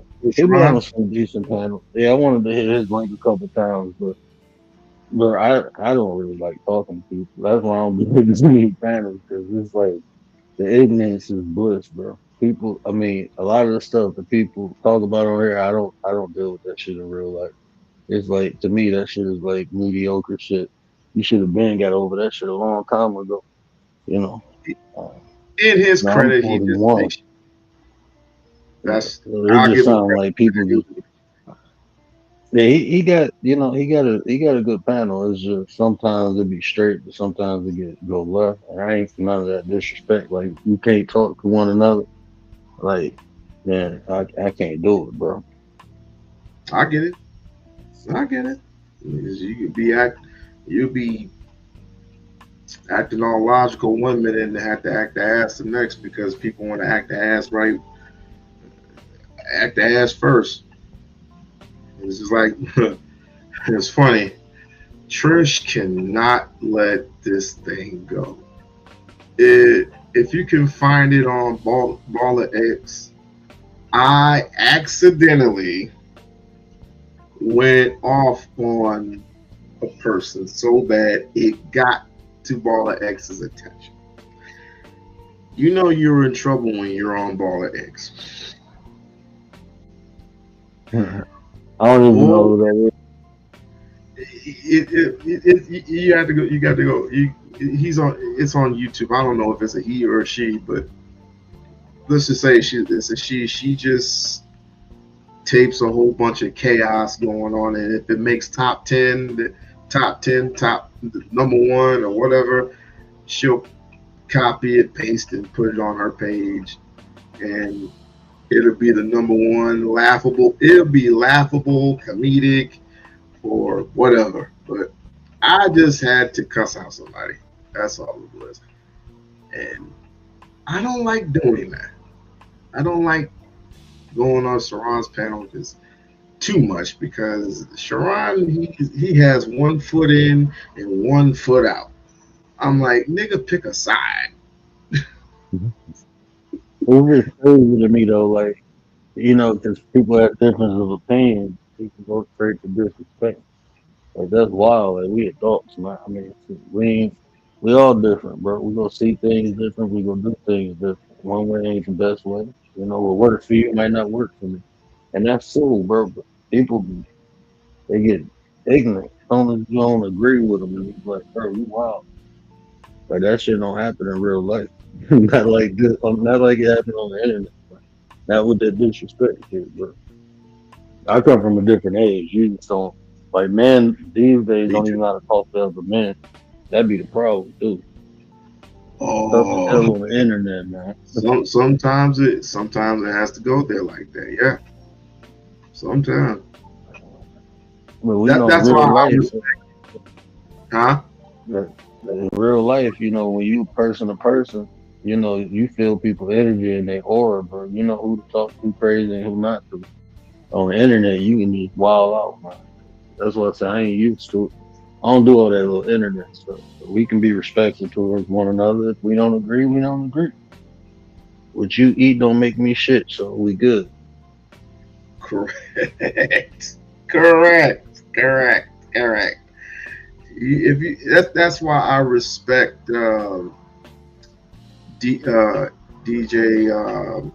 Ham, because like if you have that much animosity, to take it to the ring, in which he actually in real life have had some people who had some frustration take it to that ring, and they duked it out. Next thing you know, they're on the panel talking shit again. But in fairness, that's great.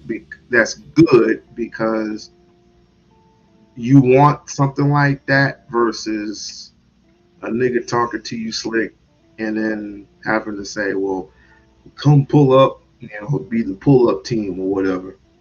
I mean, I had that happen to me before, but needless to say, some dude that I don't have too much beef. I don't have too much beef with him because we don't speak.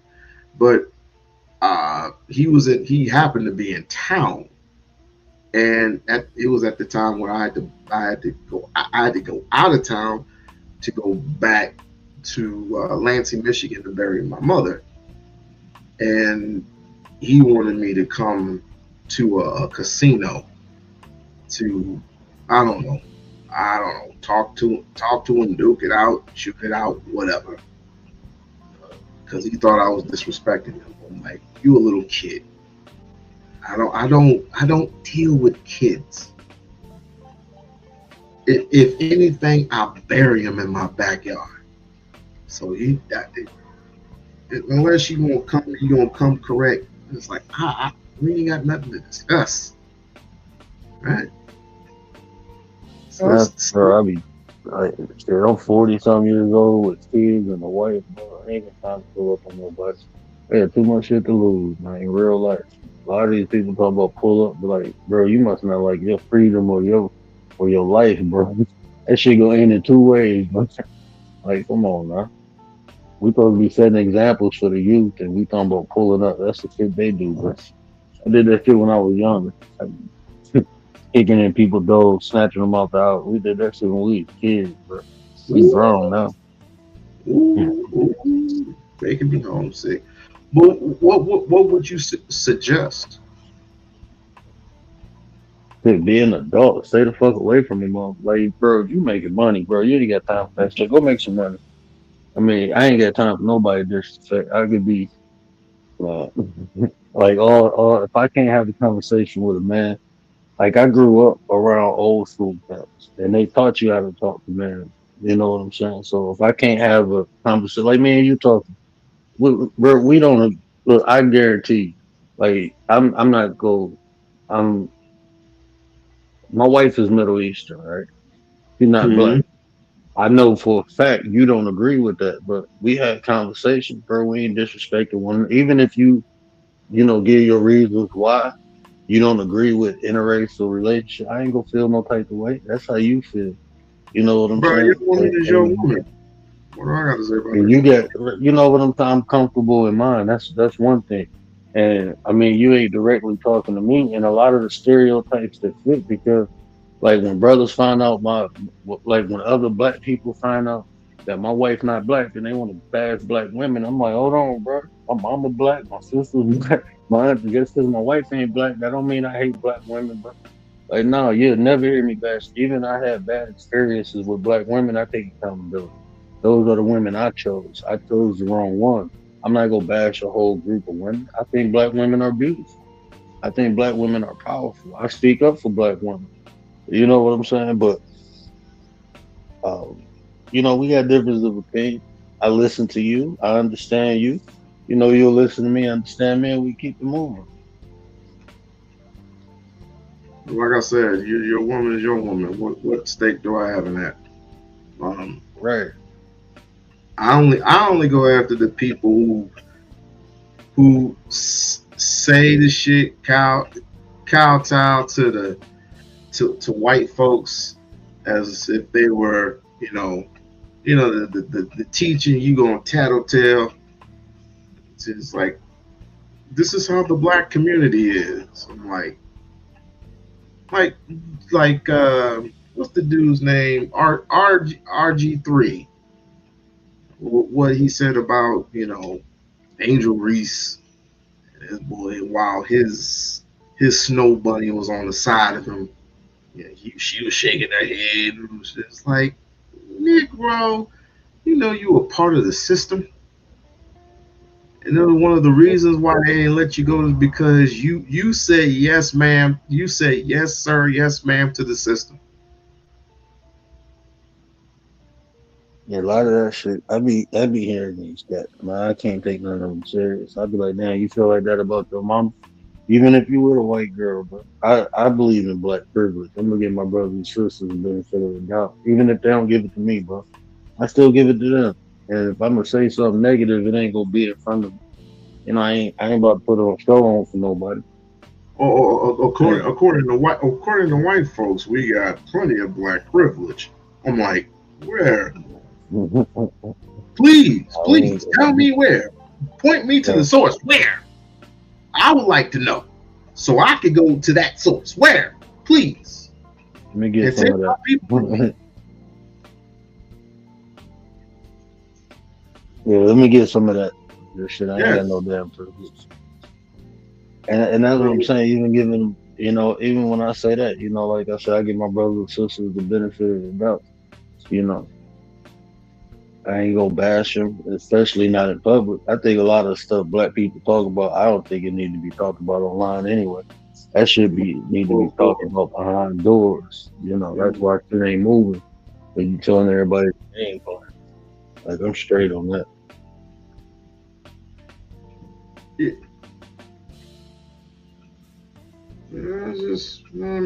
Well, people will learn. People will learn. And those who get left behind, I guess they get left. I'm not tripping on it. I am not tripping on it. Hey, man, I got to get up in the morning. It's nice to talking to you. You got any last word for me? Man, I meant to pop on earlier. I just appreciate you letting me up, bro. I'm not hit the panel more often, man. But good conversations always, bro. Good conversation. And I appreciate you and your channel, bro. Hey, come on Thursday. I got a present for you. On Thursday? What time you going Thursday? I'll try to get on as early as 5 o'clock, but 5 o'clock my time. But I got something special for all of you. Oh, I definitely try to hit it, bro. If I can't hit it, I'll definitely be in the set. All right, brother. Peace. All right, take it easy. And this concludes another episode of the We-On-Loc Nation channel. And just saying, I said it before and I'll say it again. Oh, what the hell with it? I'll catch you on another live. Just be real, be peaceful.